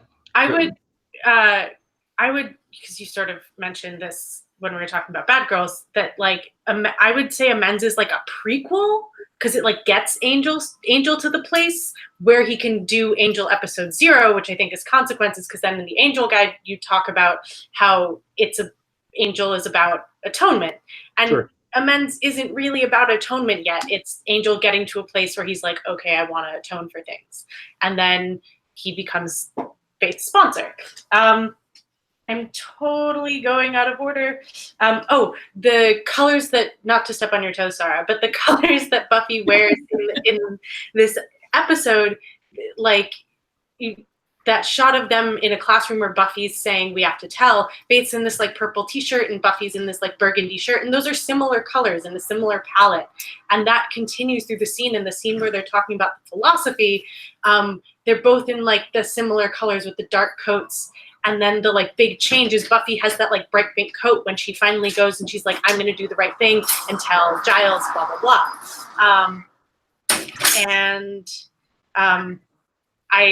Lesbian subtext spell, my favorite thing. No surprise there. And I have, because I rewatched Consequences and I really like it, but I have this like strange, it's sort of difficult for me to watch because sometimes I'm like, I love this, and sometimes it just makes me uncomfortable, probably because the characters are in turmoil, but I haven't really figured that out yet. Which bit? What are you talking about? Just Consequences, the Oh, you're episode. talking about the episode itself, yeah. No, it's a tough one. Yeah. I really like the scene where they're sitting in the abandoned cafeteria, and part of me in watching the episode guide, I was like, why are they in the cafeteria? Like, it just seems so weird, but the fact that they're like displaced also feels significant because I guess it's also like Faith isn't going to look for us here. Maybe like that's just sort of Faith can just walk in. That came to mind. Okay, and then I have 2 callbacks. So one thing, when Faith does the little heart on the window in Bad Girls, and she does like it took me like 5 viewings for me to finally realize that she's referenced like it's supposed to be a steak. Yeah. But I didn't notice that until the podcast. Okay, so I drew a thing. I don't know if you guys can see it. So the top one is what Faith draws, and the bottom one is like a thing that people draw sometimes, meaning like Cupid has hit me through the heart. And so Faith like half does that. And awesome. I never knew that. Like that's what I thought it was at first, and then after several viewings, I was like, oh, she doesn't finish it. Oh, it's a steak anyway. And then you showed a clip from the Zeppo where with Faith and Xander in the hotel room, and I realized he shows up and she's like, great, give me a ride, and he gives her a ride back to her hotel room, and then what she's doing in that shot is she's bracing herself on him because her shoulder is dislocated. So she's just like using him as like in a totally using him in an innocuous way. But like, so far in that Faith Xander interaction, he's been her ride and a medical and like basically just like a wall for her to lean against. He's literally an object in her environment and little else. And then they have the sex. So like, The sex. Sam Winchester, or not Sam Winchester, the guy who possessed him. That's his thing. I mentioned this when I was talking about Bad Girls, but I really, really love Willow's sort of the emotional process that she has in these 2 episodes, and the way she's like actually learning to deal with being hurt in a new way. Yeah, I love that. Like, because we've never seen her deal with pain in the way that she deals with it when she finds out about Xander and Faith, and the sort of dealing with it in a more subtle way, in a way that is not evident to her friends, which is new. Yeah, I think that's one of the processes of growing up, is not making other people responsible for your feelings, but sort of taking responsibility for them yourself. But there's also a flaw in the fact that she feels hurt by Buffy and doesn't say anything about it. So there's like there's like 2 sort of things there. And as we know from Dead Man's Party, not talking about it is bad. Dead Man's Party is also bad. But But just like generally in life, it's like if you're having an issue with your friend and your friend does something that like hurt your feelings, you need to talk to them about it. This is like a thing that people with healthy relationships know. Yeah, it's hard to do that plot of omission well, I think. Yeah. It too So- often just feels like manufactured drama. So ignoring Dead Man's Party, the Willow not talking about having emotional problems is or like feeling hurt or whatever, or like it starts here and then we see it again in season 4, and part of what after Oz leaves, and part of that is people being like, oh my god, I don't want to hear about this anymore. But which okay. But even so, like, she doesn't, and then she just accidenta spells all over the place, which is one of my favorite things to say. And so I just like this one, like, over the past hour and a half, I literally like new insight into Willow's character, and now I have to mute the microphone again. But thanks. Yeah, it is interesting that Buffy co-ops that moment, and I mean, just sort of, it's reasonable. Obviously, a man has died, and Buffy has sort of life-changing events that she needs to share with Willow, but Willow's feelings of being less than or left behind in that moment don't really get addressed, and that does become something leading into season 6, and something that explodes out of her physical confrontation with Buffy in that 2-part finale, is her feelings of inadequacy and insecurity around the Slayer. And that has roots starting as early as, starting season 2, but sort of explicitly stated here. So I think that's important. And the I think, Charlie, you brought up Willow's feelings of insecurity over Xander, and I think, yes, it's important to, we can sort of acknowledge that she's handling those emotions in a more responsible adult fashion than she did in season 2, but the implications of those feelings have yet to be dealt with, that insecurity and so forth. And I was trying to draw the distinction between those two when it came to this episode guide. Charlie, what did you think of Consequences? Tell me about this episode. I thought it was a really interesting one for Willow and Xander, their interactions, how they fit into the whole of it. Because I don't know, before the rewatch, I remember the story, and I'm remembering primarily the thing between Buffy and Faith, and then a little bit of Angel, and then I was watching the episode and I was like, wait, Xander and Willow actually have much more impact on this episode than I remember. And of course the horror, I actually feel a lot of sympathy for Xander in this episode. I don't generally, but with his feeling like he's got a connection with Faith, and then the really brutal and horrible realization in that scene that he doesn't, she's just using him. It's an awful moment. It's horrible. It's a horrible scene. It's horrible, but it's something I kind of forget, and then I rewatch, and it's interesting. And I guess on a metaphorical level, you've got maybe as Xander as Buffy's heart, Buffy thinking that she can. Maybe that she can help. I haven't really thought this out much, but she can help Faith, so that she can bring Faith around to things, and then sort of that brutal but I see by the end of the episode when Faith goes to the mayor, that's kind of, she's a bit too far gone at this point to be helped, and that's kind of echoed in that scene with between Xander and Faith. I think, I don't know. But yeah, I just found it interesting. There was more there than I remembered. There's a lot. There's definitely a lot going on.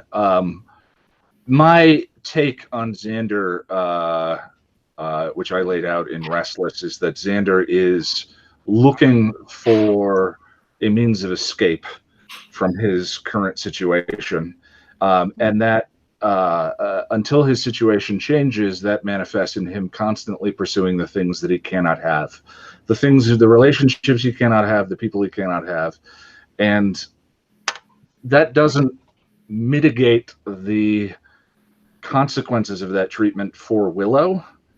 I mean, certainly we don't ask a 17-year-old to psychoanalyze the other people that they're relating to, but seeing through that lens, it gives me a certain amount of compassion and empathy for Xander. But he did, to some degree, use her. There's one of the moments that is not addressed is in When She Was Bad, the ice cream scene in the opening, putting the ice cream on her nose and flirting with her until the Slayer comes back. And sort of Xander's pattern with relationships until Anya continues that pattern of, what can I do that will get me out of, allow me to escape this man that I might be turning into. Has been my interpretation of the character. So it's a tough episode to watch. Yeah, there's a lot going on. Russell, are you with us? Hey, yep, I'm here. Hey, how you doing? Hey. Tell me about Consequences. What are your thoughts about it, feelings about it? My biggest thing is I love the Angel interaction. For the first time, I think we get to meet the Angel that we would later see in his own show. Obviously, this foreshadows 5x5 and Sanctuary. That is my biggest highlight for this episode. Faith is kind of an anomaly. She saves Buffy. She had an out. She could have let Buffy die and joined the mayor, but she still saved Buffy and then joined the mayor. I guess I didn't get that part. Your thoughts, maybe? Well, it's Faith is really Angel's first client, starting with this episode, the first soul to be he's trying to save. And there are references in this episode to you don't have to disappear into the darkness. Boris pointed out. He talks about later how the darkness consumed her. I believe it was in Sanctuary. So yeah, there's a whole speech about it. And it's like, I told you you didn't have to go into that darkness. You thought you could just touch it, but it swallowed you whole. And yeah, and this is the beginning of sort of Wesley's journey, need for redemption. Oh, that was the other thing we were talking about in amends and atonement versus understanding what it is and so forth. I think that with any emotional or human process like this, the first thing that comes is understanding the need for it. And I think amends is sort of Angel understanding his need to be forgiven, his need to be redeemed from the things that he did. And this is the beginnings of the how, the beginnings of the path to get there. Is what I find so interesting about this one. So one is sort of grappling with the past, and this one is him grappling with his future.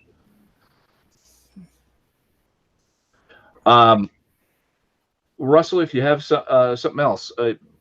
No, most of it was from Bad Girls. Consequences played out pretty good.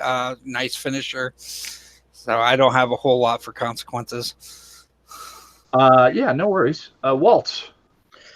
So Emily beat me to the punch on the Willow stuff, which is what I was going to talk about. But I will expand on that a little bit. I think that Willow. At first, I was thinking of Willow's like crying in the bathroom scene as only a reaction to Xander, and I wasn't a huge fan of it by that, because I think that by this point she's I think she's generally past Xander in terms of the romantic sense. But I think if you look at it as a reaction to Buffy, then it works better. Like if it's a platonic thing rather than just a romantic disappointment, then her relationship with Buffy being undermined by Faith works better. I kind of wish we had gotten some more earlier in the season about Willow and Faith, because as it is, they don't really interact much, and as a result, it kind of flips from back when Faith is introduced and Willow and Xander love her to like now when they've only interacted like a couple more times, but now Willow is feeling the kind of hit of Faith's appearance in Buffy's life. So I kind of wish that had been developed a little more. Well, I mean, one of my persistent frustrations with season 3 is how the Faith and how the mayor and Faith, the mayor and the Faith. Okay, that's fine. Just sort of recede into the background for a good bit of the first half. And I think it's more an issue with Faith than the mayor. It's even more frustrating when their relationship catches fire, and it's so interesting and fun to watch that it feels like there were missed opportunities for more emotional hooks this season. But who knows what was going on behind the scenes. But yeah, I think this is a great setup for Doppelgangland with the because Willow, and you touched on this earlier, but Willow turns in on herself in terms of grief. She blames herself, and that I think only makes her behavior worse. So she thinks that things happen to her because she's inadequate, and then she tries to she turns inward or tries to make up for it in some way, like the wishing spell or the in season 6, the magic rampage and wrecked, which is another camp. But magical compensation. This is part of her like journey to the eventually the Dark Willow stage, but not out of her own fault, but kind of a like bad things keep happening to me. I must be a bad person, and that makes her reaction worse every time. Well, I mean that's part of the beauty of the show is sort of we only have a certain degree of control over where life takes us, but we have control over how we react to it, and certainly we see the characters being dragged in sad and unfortunate directions from time to time. So but yeah, that's what I mean. That's obviously one of the things that I love about the show. Yeah. Boris, consequences. Well, I do pretty much agree on your point, Ian, about how these like consequences and Bad Girls, like they don't quite have like the same. They don't feel like as big a deal as Surprise and Innocence, and like I guess a lot of that does have to do with the fact that like Angel had been around longer, and like he was more central to her life than Faith was at this point, and so and also, okay, never mind. Yeah, so that's probably a good part of it. But like going back to these episodes, you are right. There is so much Angel in this, and like honestly, like it's shocking that like they didn't deliberately set up 5x5 in Sanctuary with this, because like it just builds so naturally and wonderfully, and that 2-parter, it's so good, and like it's just so great to go back to this and see like the beginnings of everything, like Angel and Faith together, Wesley like making those moves and screwing up, but you still feel for him because like he's not being a jerk about. He admits that he screwed up, and yeah, like this, like I didn't feel as much sympathy for the first time with Wesley and Bad Girls, but like I felt for him here because he felt like a real character. He wasn't being a whiner. He just admitted he was wrong, and it sucks, but that's Yeah, I think one of the magic tricks that Mutant Enemy does so well is make all foreshadowing feel planned. And Boris pointed out to me earlier Xander covering his eyeball in Bad Girls, and it's the exact same eyeball as the one he loses in season 7. And there are a number of other references, including Nighthawk. Didn't anyone ever tell you play with one of these, you'll lose an eye? She says when she comes back at the beginning of the season. There are a number of references, and they're very, very good at making foreshadowing always feel like it was intended. And sometimes it was. Miles to go, counting down from. Well, yeah, exactly. Miles to go, counting down from 730. Also, there was the pirate eye patch in All the Way. But again, as we said when we started, I'm less interested in intent so much as once it's all complete. You do have this sort of fascinating and really cool thing with all of those hints that existed along the way. Oh, and we lost Boris. Oh, and we got Boris back. Boris, you said also the eye patch in All the Way. Like, yeah, so that's kind of a neat thing. Yeah, I really do enjoy accidental foreshadowing. That's so yeah. And other things to talk about. It is tough when you get to things like Seeing Red, where we do want to talk about the writing, where we do want to talk about intention versus sort of crediting or just allowing all of these other things. But I think again that gets down to the intent of our discussion, which is sort of different in both instances. Yeah. So yeah, like just to briefly bounce back, like you do definitely feel a bit more in these episodes once you see 5x5 and Sanctuary, because like I think maybe it was Guy or someone phrased it where it's like starting with this year's girl, it becomes much more of a faith story, and that faith quadrilogy, like it's so into her mind, and we just explore that character, and it's so good, and it's such a great story. Mm-hmm. So there's definitely more emotion going back, and it's great to see stuff. I also noticed that there was a lot of water in these two episodes, which was interesting. I'm not sure if that means anything outside of like drowning and like getting into trouble or whatever, because we got like Buffy drowning in Bad Girls. There's like the docks. I think Emily has an answer. Go ahead, Emily. Water is very often just sort of a symbol for change. If anyone has ever studied the play The Tempest, it's like the phrase sea change is in there all the time. So water often signifies change, which makes a lot of sense for these two episodes. And that's all. Continue, Boris. Well, and certainly in Prophecy Girl, the echo that she directly references, I hate it when they drown me, in Bad Girls.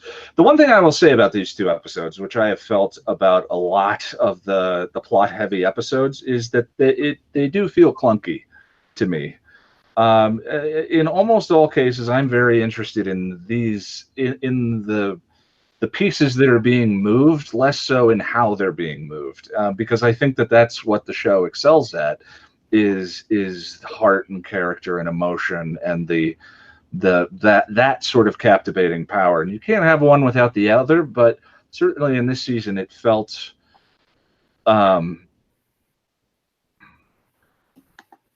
emotionally distant. I heard the movement of the pieces a little bit more, whereas say in season 2 or season 5, it felt more organic. It felt a little bit more, and that is until Faith and the Mayor are partnered up. But these two episodes, to get them to that point, feel a little improvisational to me rather than intended, which is not always a bad thing. But Sarah. Hi. What do you think of Consequences? Oh, there's a lot to there. I think that the clunkiness for me, I think, comes from the inclusion of the cops. I think that slows the episode down when there's so much else there. So that's where I think I think they feel a bit like the Initiative of like, this is kind of clunky. Yeah, once they rely on plot devices outside of the team, well, no, that's wrong too. I don't know. Go ahead. They're just never there until they are. Like, there's just the police are never there until the kind of plot demands it. That's kind of the feeling. Yeah. And then they just kind of go away. So yeah, but in terms of the good stuff, oh, and water can also be like hidden depths, which is an interesting and deep emotional stuff. So a couple things. One, the whole on Xander. I think it's obvious that Xander is saying no. Yeah, there's definitely like a lack of consent there. Yeah. You're talking about in the Zeppo or here? Well, no, Here. In the Zeppo, I think he thinks it's what he wants and he says yes, and it's not up like she doesn't need to do a whole she's too young to do the whole like, is he really saying yes? Yeah. You can have consensual sex and regret it, but I agree Right. that I think in this situation, he's definitely not down with whatever the hell she's doing. Like you asked him, "Are you up for this?" and he said yes. So like all of that is on him. But in this episode, she throws him on the bed, jumps on him, and he is saying no. Yeah, absolutely. and then it goes from sexual assault into like Hang on, Walt. Go ahead. Sorry, what were you gonna say? Like it goes from sexual assault into like assault, and if Angel hadn't been there, Attempted murder. We get nothing. That never gets addressed. Yeah, it's kind of an iffy thing. And yeah.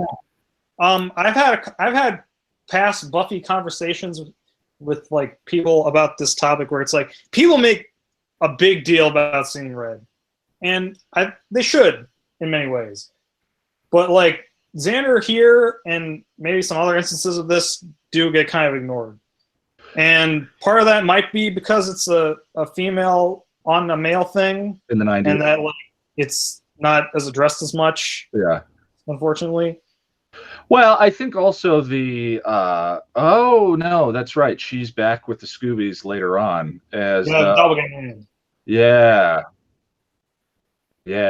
I really. It's a little weird. I really should have said something about that in the episode guide. And then in season 7, she jokes about how she had him first, and it feels a little icky. Yeah. Well, the first time you got to pass, but like this when you bring in that other time, context, yes, but like it's never addressed that there was this. Yeah. It's very The show has sort of an unfortunate pattern when it comes to sexual assault as a plot element.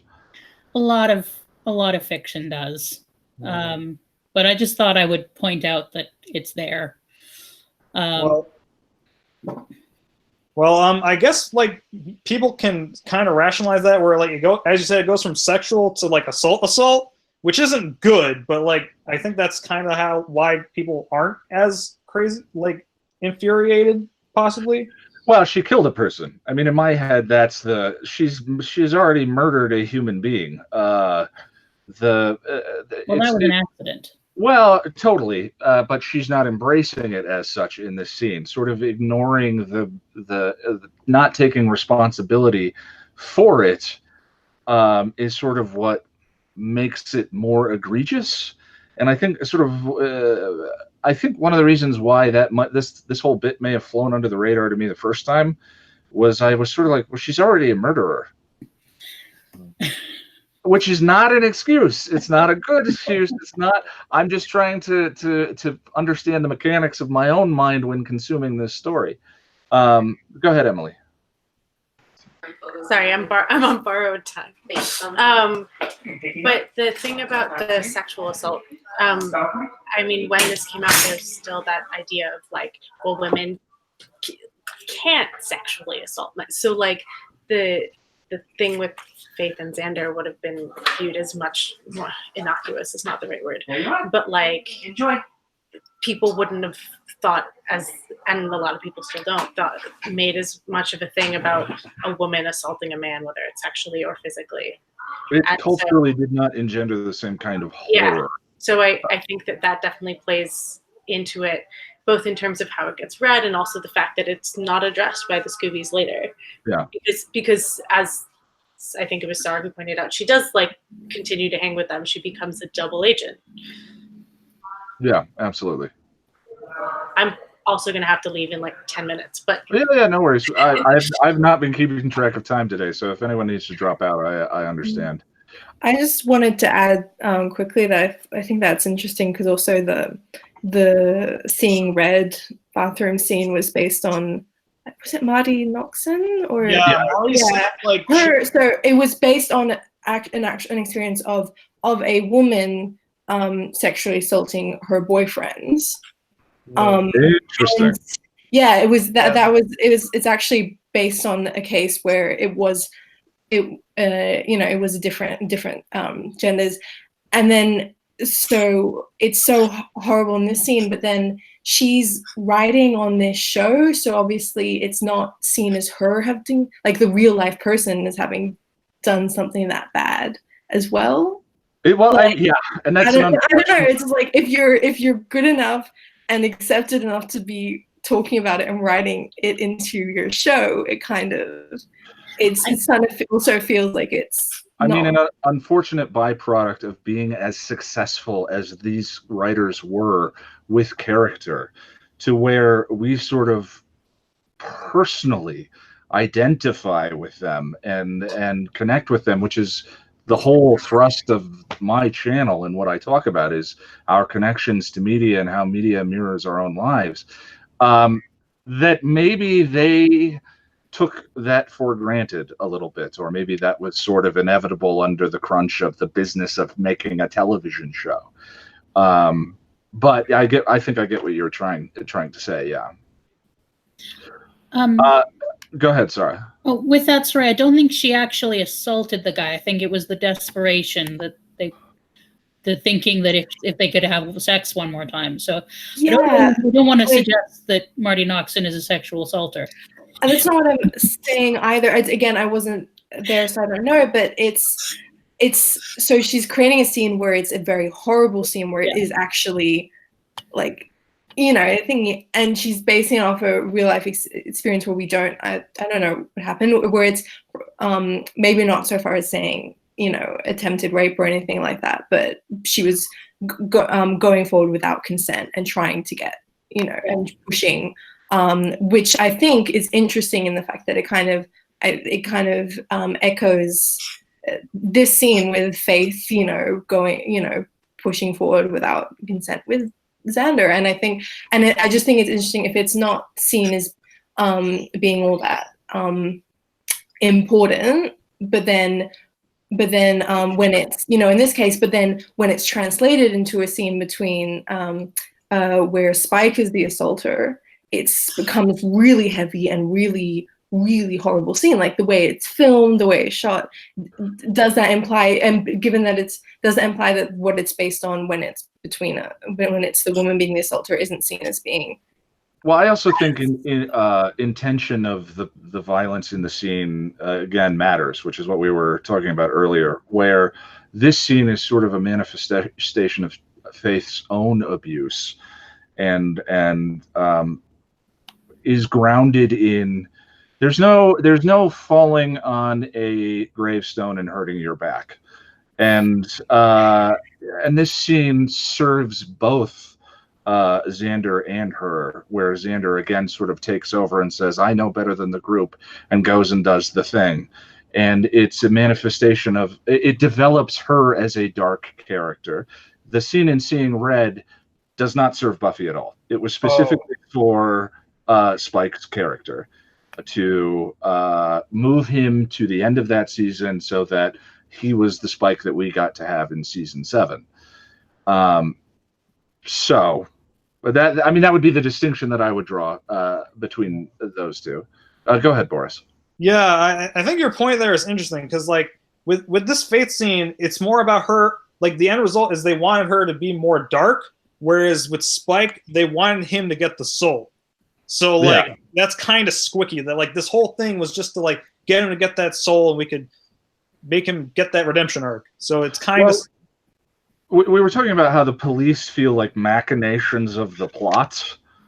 And I think, though, the reason why that's forgivable a lot of times is because the main characters rarely feel that way.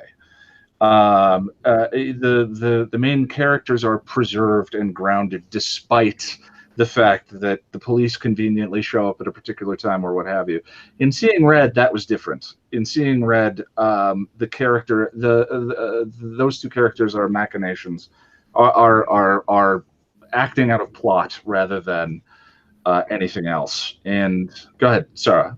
I don't know. I think I read Seeing Red kind of differently because I think there's a sense in which it does come out of like the dark relationship they've been in. It's kind of like they've been playing consensual non-consent without setting up rules and safe words. And so there is a sense that this is kind of the bathroom scene is kind of the end result of that. See, for me, that relationship culminates when she destroys Spike's face in front of the police station, and then sort of later breaks up for him. I'm saying just for me personally, yeah. I'm obviously could be wrong in that sense. The way that the scene in Seeing Red serves Spike's character to develop it seemingly only, I think you can. I don't think it's out of no place. I think that this line I've gone back to over and over again is Spike and Lover's Walk. I'm going to find her wherever she is, tie her up, torture her until she likes me again. This no. This Spike and Seven. We'll get there. That's Sorry, a whole I can't thing. talk on mic. That's going to take a whole 30 minutes or something. That's a rabbit hole. But Can I jump in for one thing? Go ahead.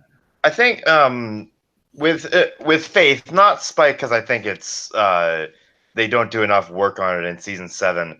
But with Faith, I think they are trying to fit the redemption arc under kind of what they see as the worst thing she's done, which is not taking responsibility for the murder, and they kind of tie Xander in under that, and it kind of fits with Angel's philosophy of redemption, which is that he is extremely willing to forgive even people who've done terrible things, in part because he's done terrible things, and so he grants that benefit of the doubt to Faith once she is punished kind of, but goes through that face turn, and the show kind of forgets about it. And in some, I think it depends on the circumstance whether it's better to like come back and dwell on the old instances. Like in some cases, you clearly absolutely need to, and they don't do it well enough. I think that's the case with Spike. But with this one, I'm not quite so sure, and it's not just because of the girl on guy part of it. Well, I think no, I don't think we were endorsing that storytelling problem so much as saying that kind of thing existed, and unfortunately maybe still does. But there's sort of the distinction between Angel and Buffy is Angel has murdered and done wrong and terrible things, and Buffy is more of the judge. She is the law, as we find out in season 7 when she's talking about Anya. She is the judge. Well, she's still judging Faith in season 7, sure. But the show kind of sees her as, like Emily said earlier, too self-righteous by that point. Whereas as Faith, a byproduct, Faith's more relaxed voice once she's gone through everything with Angel is better for the show, at least. Yeah. So season 7 is a whole thing. Like we got empty places, and it's just kind of missing. Yeah, that's definitely a rabbit hole. Before I check my notes, I want to make sure everyone. Sarah, go ahead.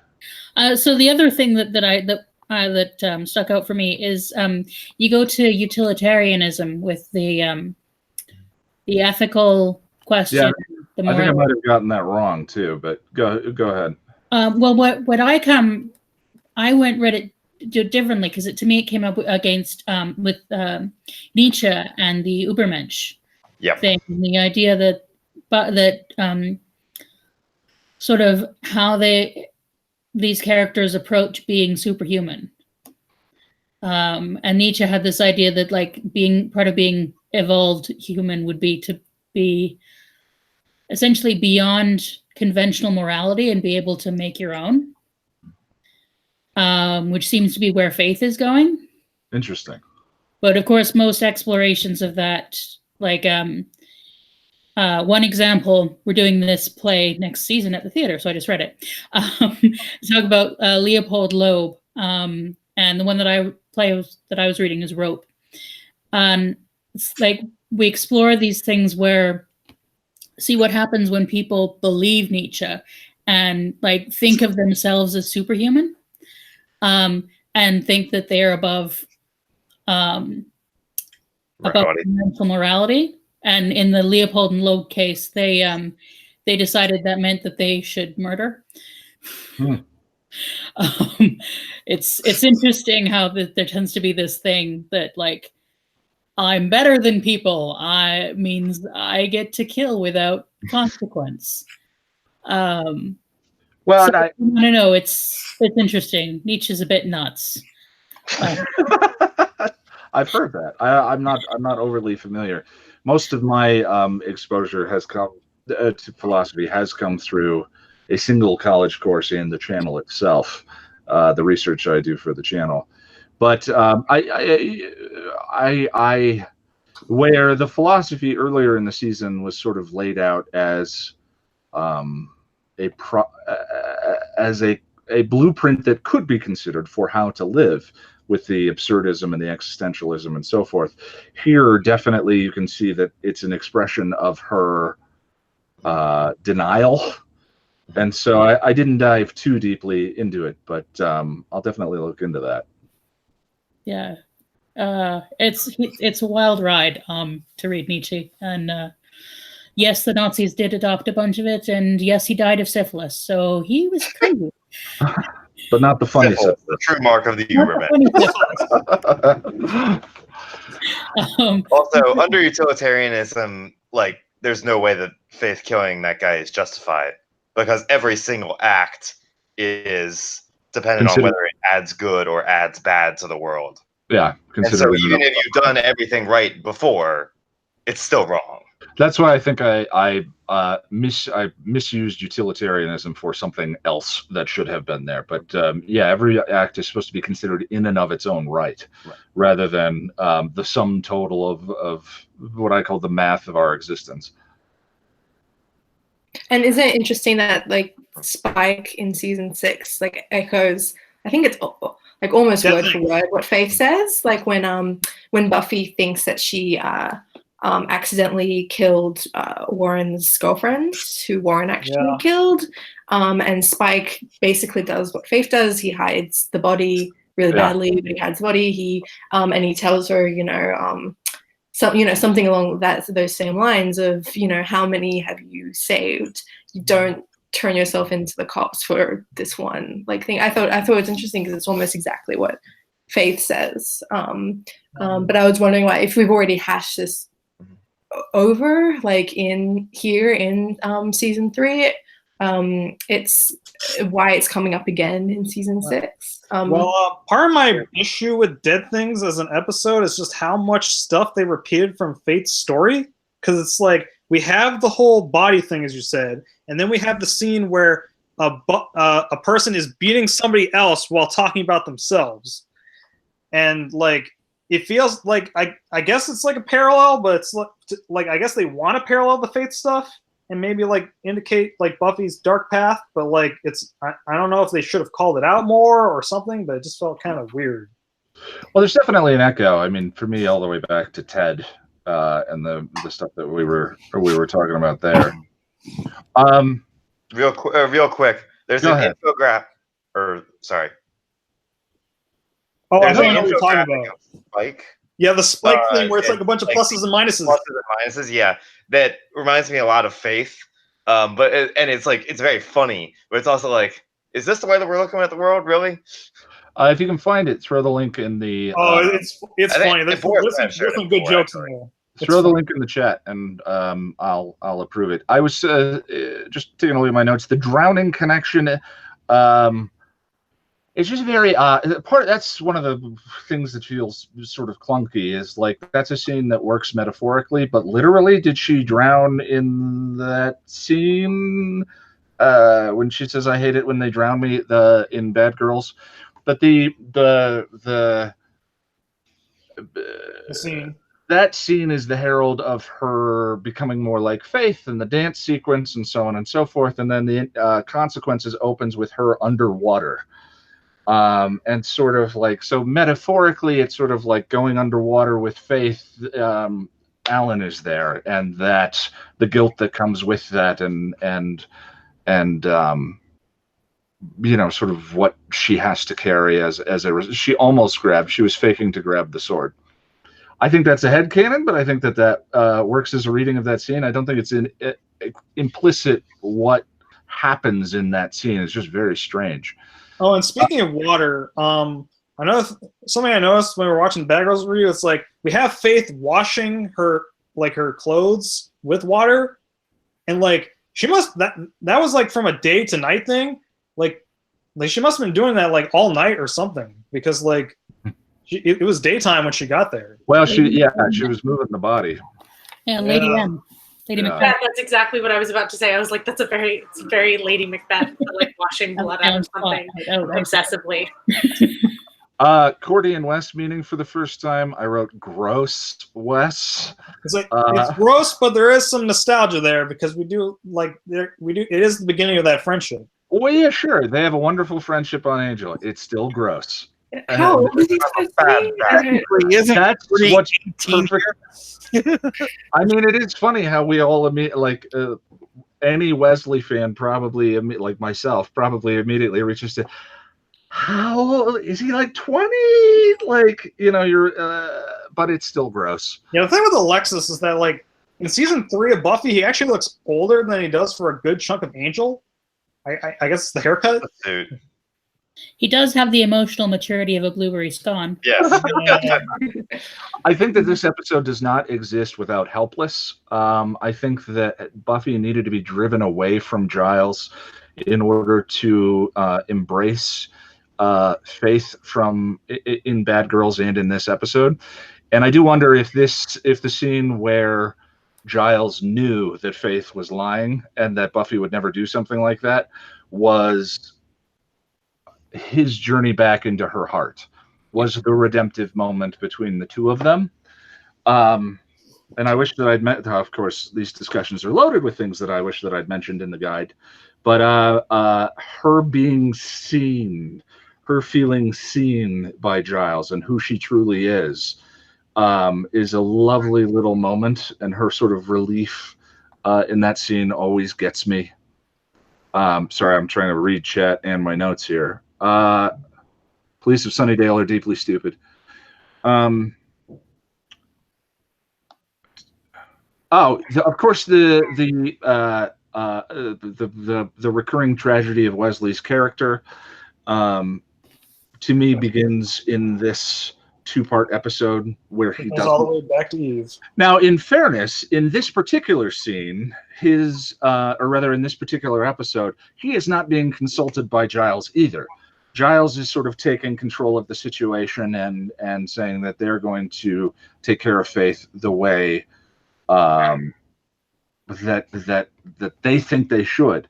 But this is one of the first instances of Wesley having the plan that he doesn't share with everyone, and it doesn't work out. And that sort of then becomes Connor later. And why no magic drug from Helpless? Boris pointed that out. Yeah, that was the thing I was gonna mention. Like, I brought this up like several months ago, and then I kept conversing with this. My best explanation is that this whole thing was a rush job, and like Wesley couldn't get that at the time, and like maybe you have to do like get a lot of things prepared. I think also, wasn't it that I feel like you had to inject several times over a long period? Like, I don't think it was one injection. Perhaps.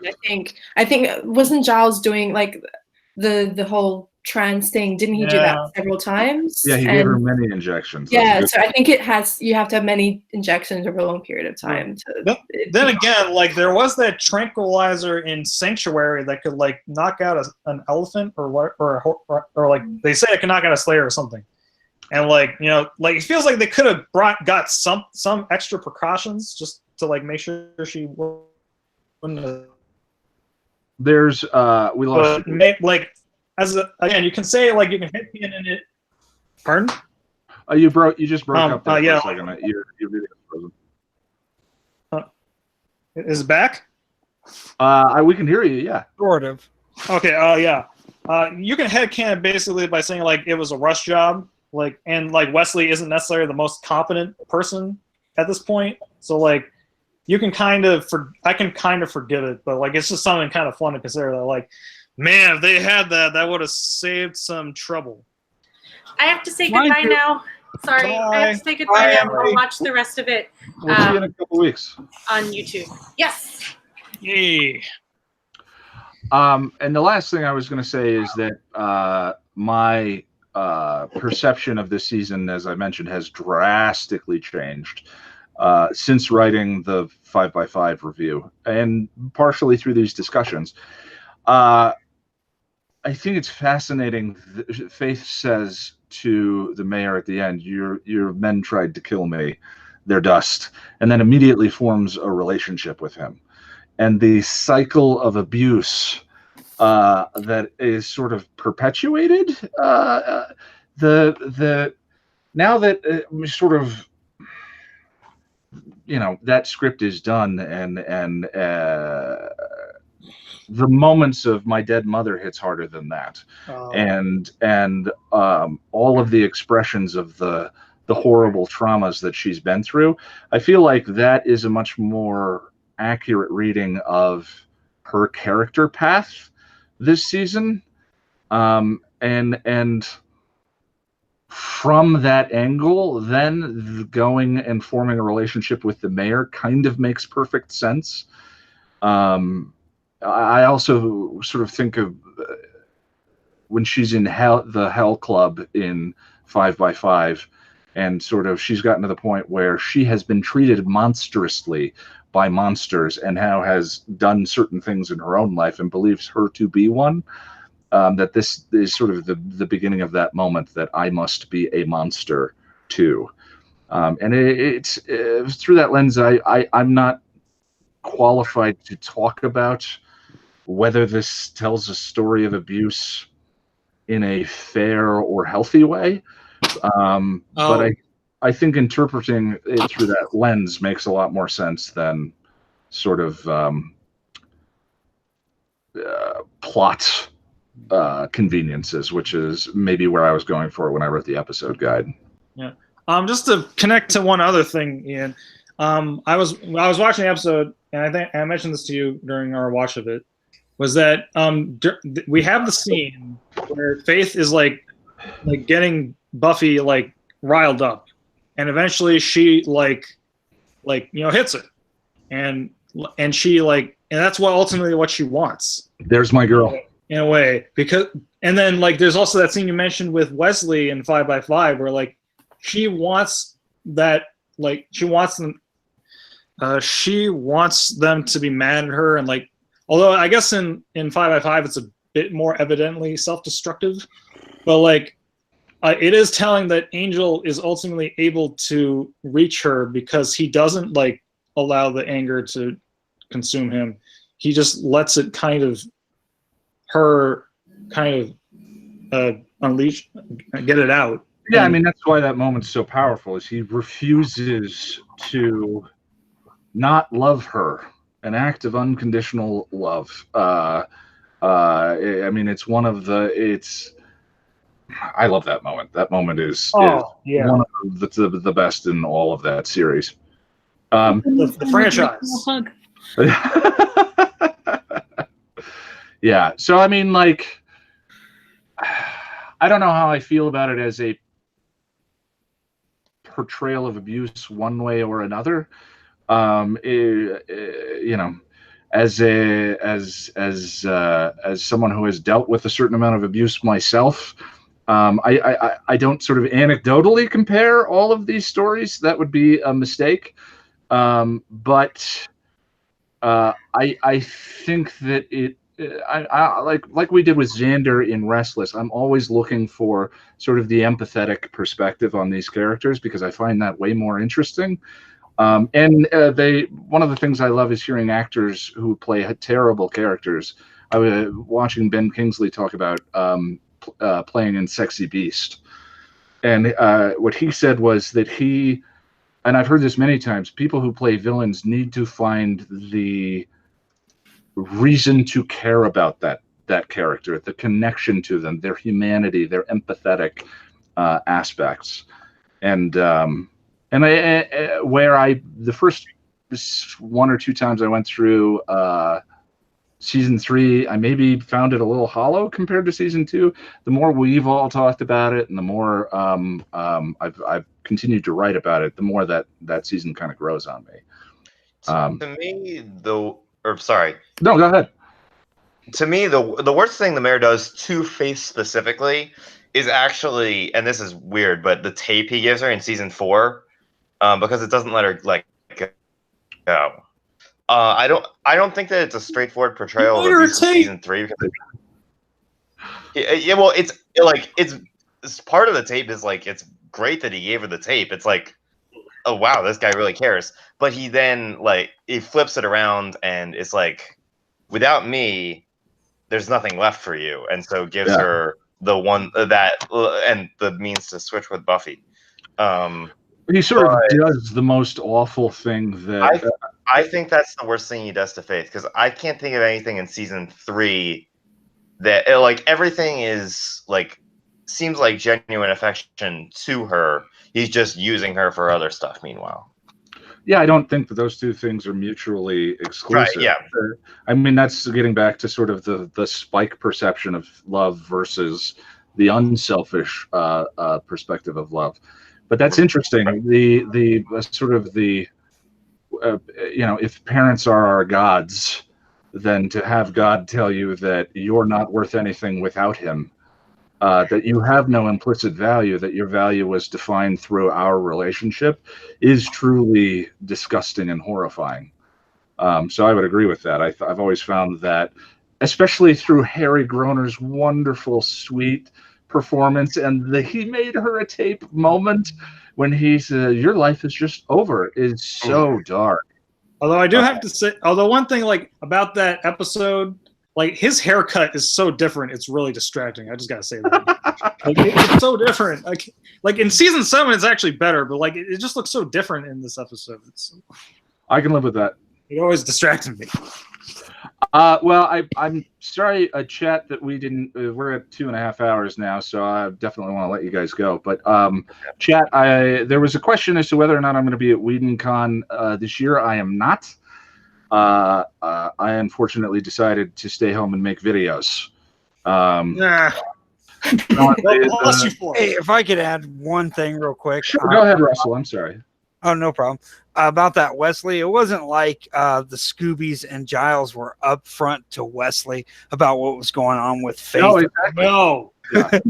And so him acting out on his own is completely understandable. I just wanted to throw that out. I know that's about 10 minutes late, but yeah. No. It's I hope that I tried to highlight that, which is that Giles did keep secrets from him, so it's not a direct repetition of the Connor moment. The father will kill the son. But the ingredients to that recipe are there. Was all I was trying to say. Someone asked about WhedonCon 2020, if they are going to do a WhedonCon 2020, and the channel is getting a video. My goal has always been a video a week. I'm behind currently on Judgment, so it is what it is. I'm not going to put too much judgment on myself. Hopefully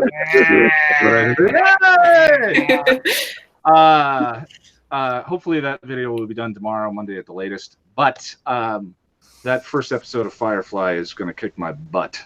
It's a long episode. So. It's a long episode. The outline was enormous. There's a ton to set up and explain.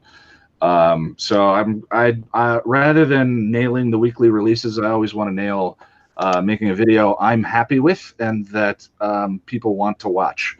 So the next video will probably be late, but that sort of is what it is. But typically in the past, doing the Comic-Con circuit for me kills my productivity for about 3 or 4 weeks. I mean, arguably writing a speech for Comic-Con is productive. But, this year is sort of all about going full-time and making the channel the channel, this sustainable entity, to where we can keep doing this and having this conversation for a long time. Waka waka, says Jigox. Yeah. Oh, I said 2020 next year. Hopefully next year. Yeah, the docket this year is great, and they asked me to be the MC for it this year, and I just had to decline because going full time, the thing that grows the channel and the thing that brings in the most number of subscribers is just writing new content and putting out new videos. Where is WhedonCon every year? WhedonCon is in Los Angeles. Okay, yeah, that's the opposite end of the country. Yeah, and it is a terrific con, if I can plug that con for them. It's a very small con. There's just a couple of thousand people in comparison to, like Denver is my neck of the woods, and I think it was 100,000 last year or more. But because of that, they do lots of little small events. You can play cards with, people from the show. David Fury is going to be there. They do a cocktail mixer where people were hanging out with James Marsters last year. Ghost of the Robot did a concert. It's incredible. I was there. That's all I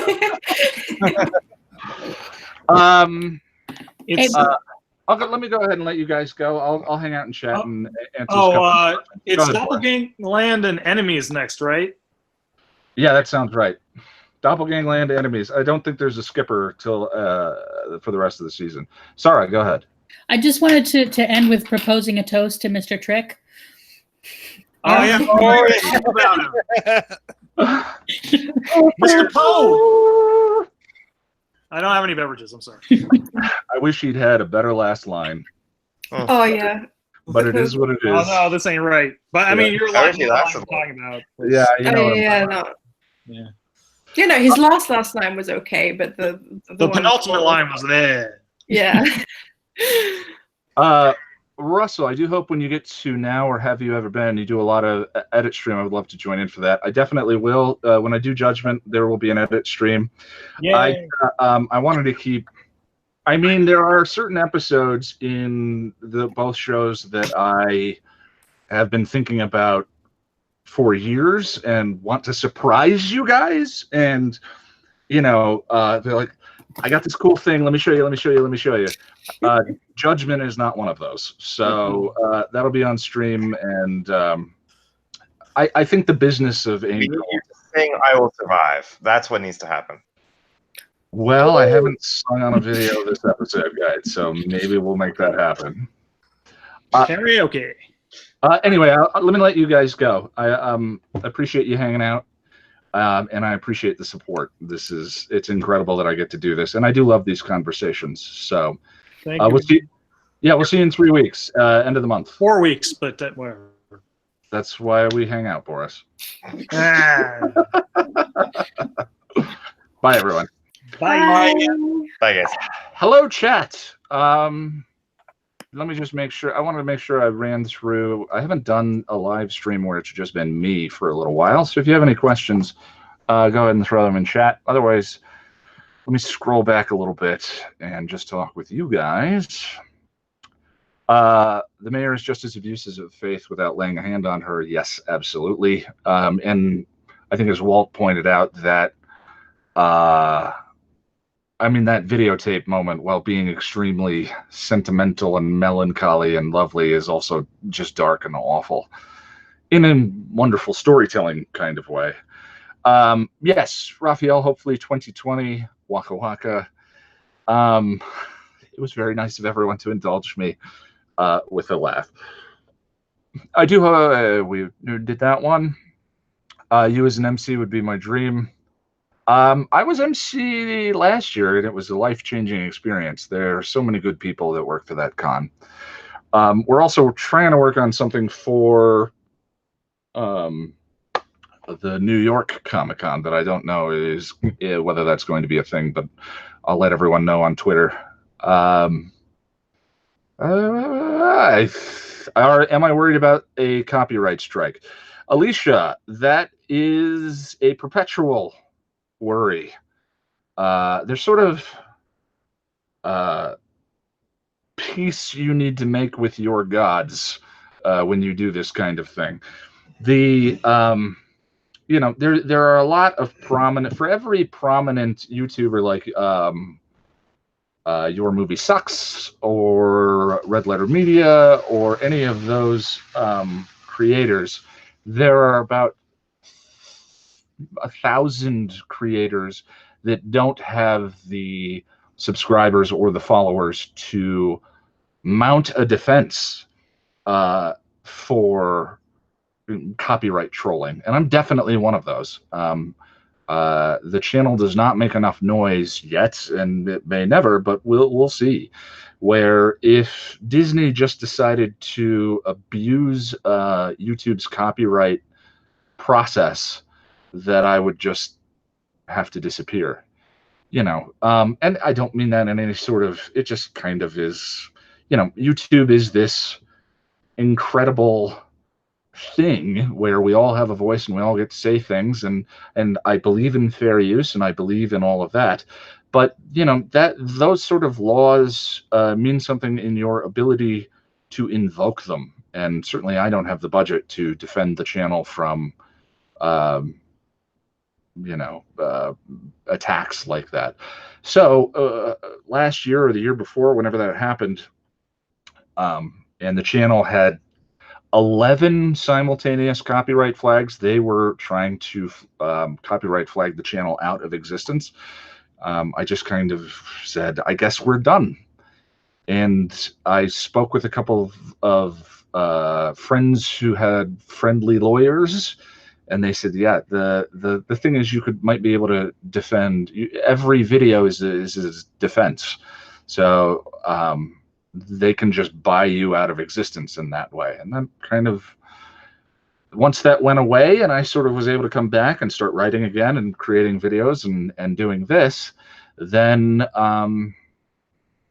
you know, it's just sort of like that possibility exists forever until the channel gets to 500,000 subscribers, if that ever happens. You know, a studio can just decide to abuse the system and strike me out of existence, fair use or not. How is live tweeting judgment? Any new revelations or insight? You'll hear about it in the video. Raphael asks, how was live tweeting judgment? Any new revelations or insight? Not really, but Angel is a different kind of show than Buffy. There, we got a kitty climbing a tower. Good. We both need the exercise. Angel's a different kind of show than Buffy, and you can sort of see that through the continual reinvention. I'm sure everyone is distracted by the cat, because I am. So I have a take on Judgment. I think that Are You Now or Have You Ever Been is the real season premiere, and there's a reason why Judgment sort of exists and is what it is. But I'll get into that in the video. Now Disney owned Fox. Yeah, Shan got struck. Yeah, she and I, she's a friend of mine. We've been chatting. Why do Jenny and Kristen hate you? Is it because you're a cis white male? I don't know who Jenny and Kristen are. Are you talking about the Buffy podcast? Buffering?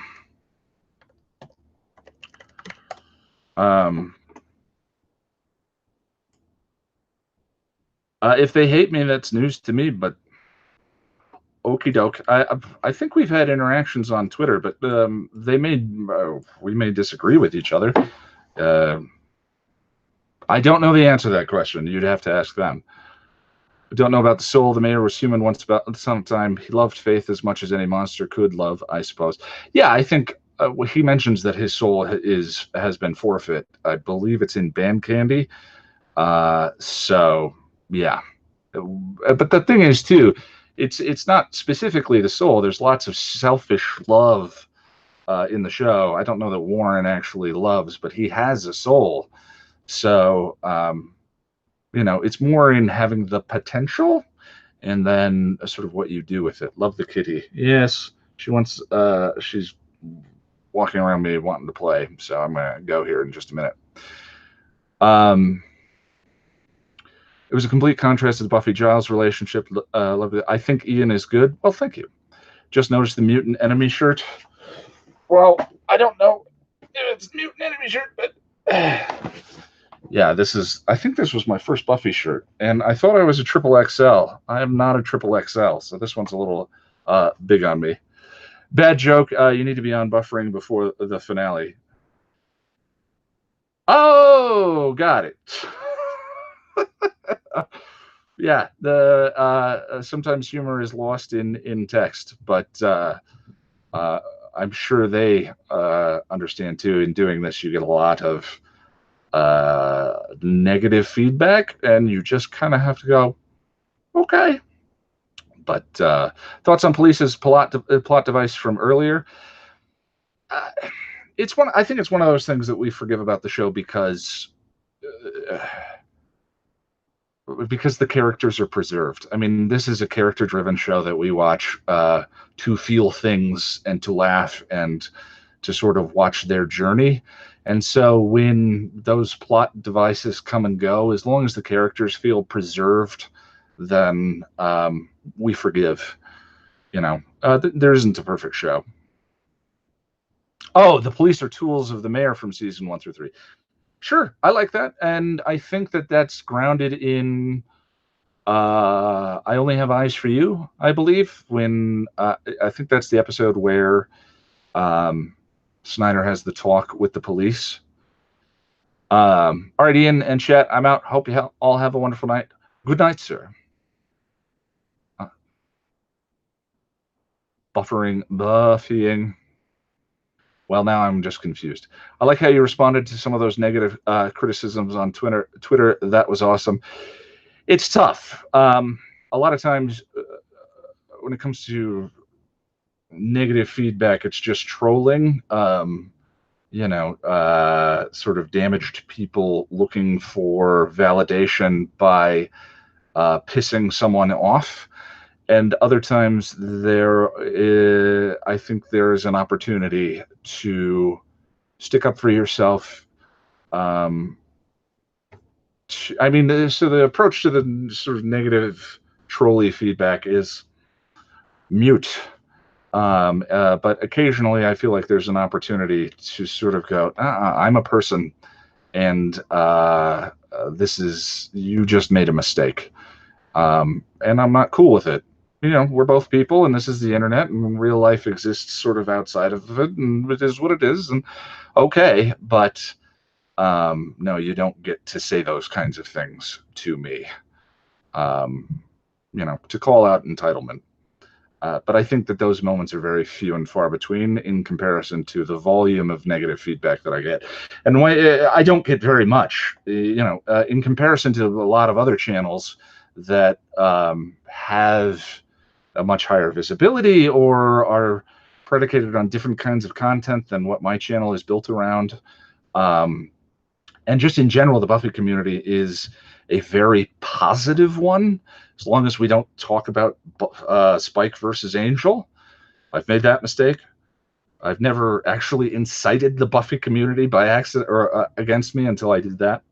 But I've gotten very lucky, and the first year or two in doing this, I don't know that I would have had a thick enough skin were it not for this community helping me build up my confidence and really get to understand what I could do, what I can do well, what I have to say, and to understand that I'm not here. I have zero interest in preaching or imparting or indicting. It's a conversation, and I've been wrong before and will again. I'm more interested in creating healthy and meaningful conversations among us over these things that we cherish and love. So, block them. Yeah. Yes, you don't create drama. I try not to. Just don't talk about Connor. Well, we'll get there. The thing is, I don't find Buffy and Angel's relationship particularly interesting, but I always try and do the stories justice. And I tried to do that story and that relationship justice. And you know, these videos are as much a celebration of something I love as they are an analysis of it. So, you know, part of that means me trying to understand that thing in order to celebrate it properly. But it's also why I hate writing about episodes like Where the Wild Things Are. I'm just looking for a couple of bare-chested men jokes and, you know, some things to get me through it so we can get on with the important ones. Buffy the Vampire Slayer is a good fandom if you ignore the ship drama. Yeah, it is what it is. Everyone knows Spike is better. Amy, don't know if you talked about this earlier, but how cook were the Tim Minear? Oh, how cool were the Tim Minear and Adam Baldwin retweets? Something's going on with Adam's account. I think he may have deleted that tweet, which is fine.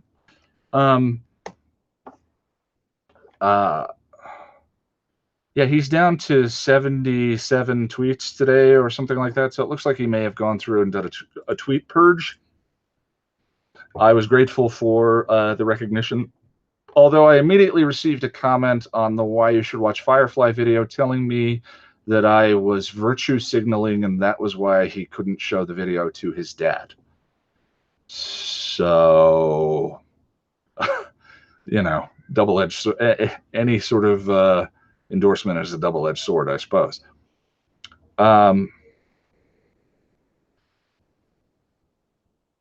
But the Tim Minear stuff was great. He also posted, Tim Minear also shared Why You Should Watch Angel on his Facebook page a little bit while ago. But yes, it was very nice of Adam to retweet that, although I think he was retweeting that because here you go, kid. It was more of a, hopefully he thought the video was of value and made an honest argument for his work. Virtue signaling, I don't, let's not get into it. I'm sure someone in chat can explain, but I don't care to. But Adam is known to be very outspoken, conservative, and uses his platform for that, and that's cool. But I believe that virtue signaling is a staple of part of that perspective, and so someone politicized Why You Should Watch Firefly. Show wants to say, no, he's GOP. Yeah. Anyway, I think I've reached the end of the questions. It's good hanging out with you guys. I've kind of missed doing these solo streams from time to time. Maybe, I think a while ago, I mentioned doing something like this once a month. But it's just kind of fun to hang out with you guys, have a glass of wine, and talk shop, answer questions, and kind of go back and forth.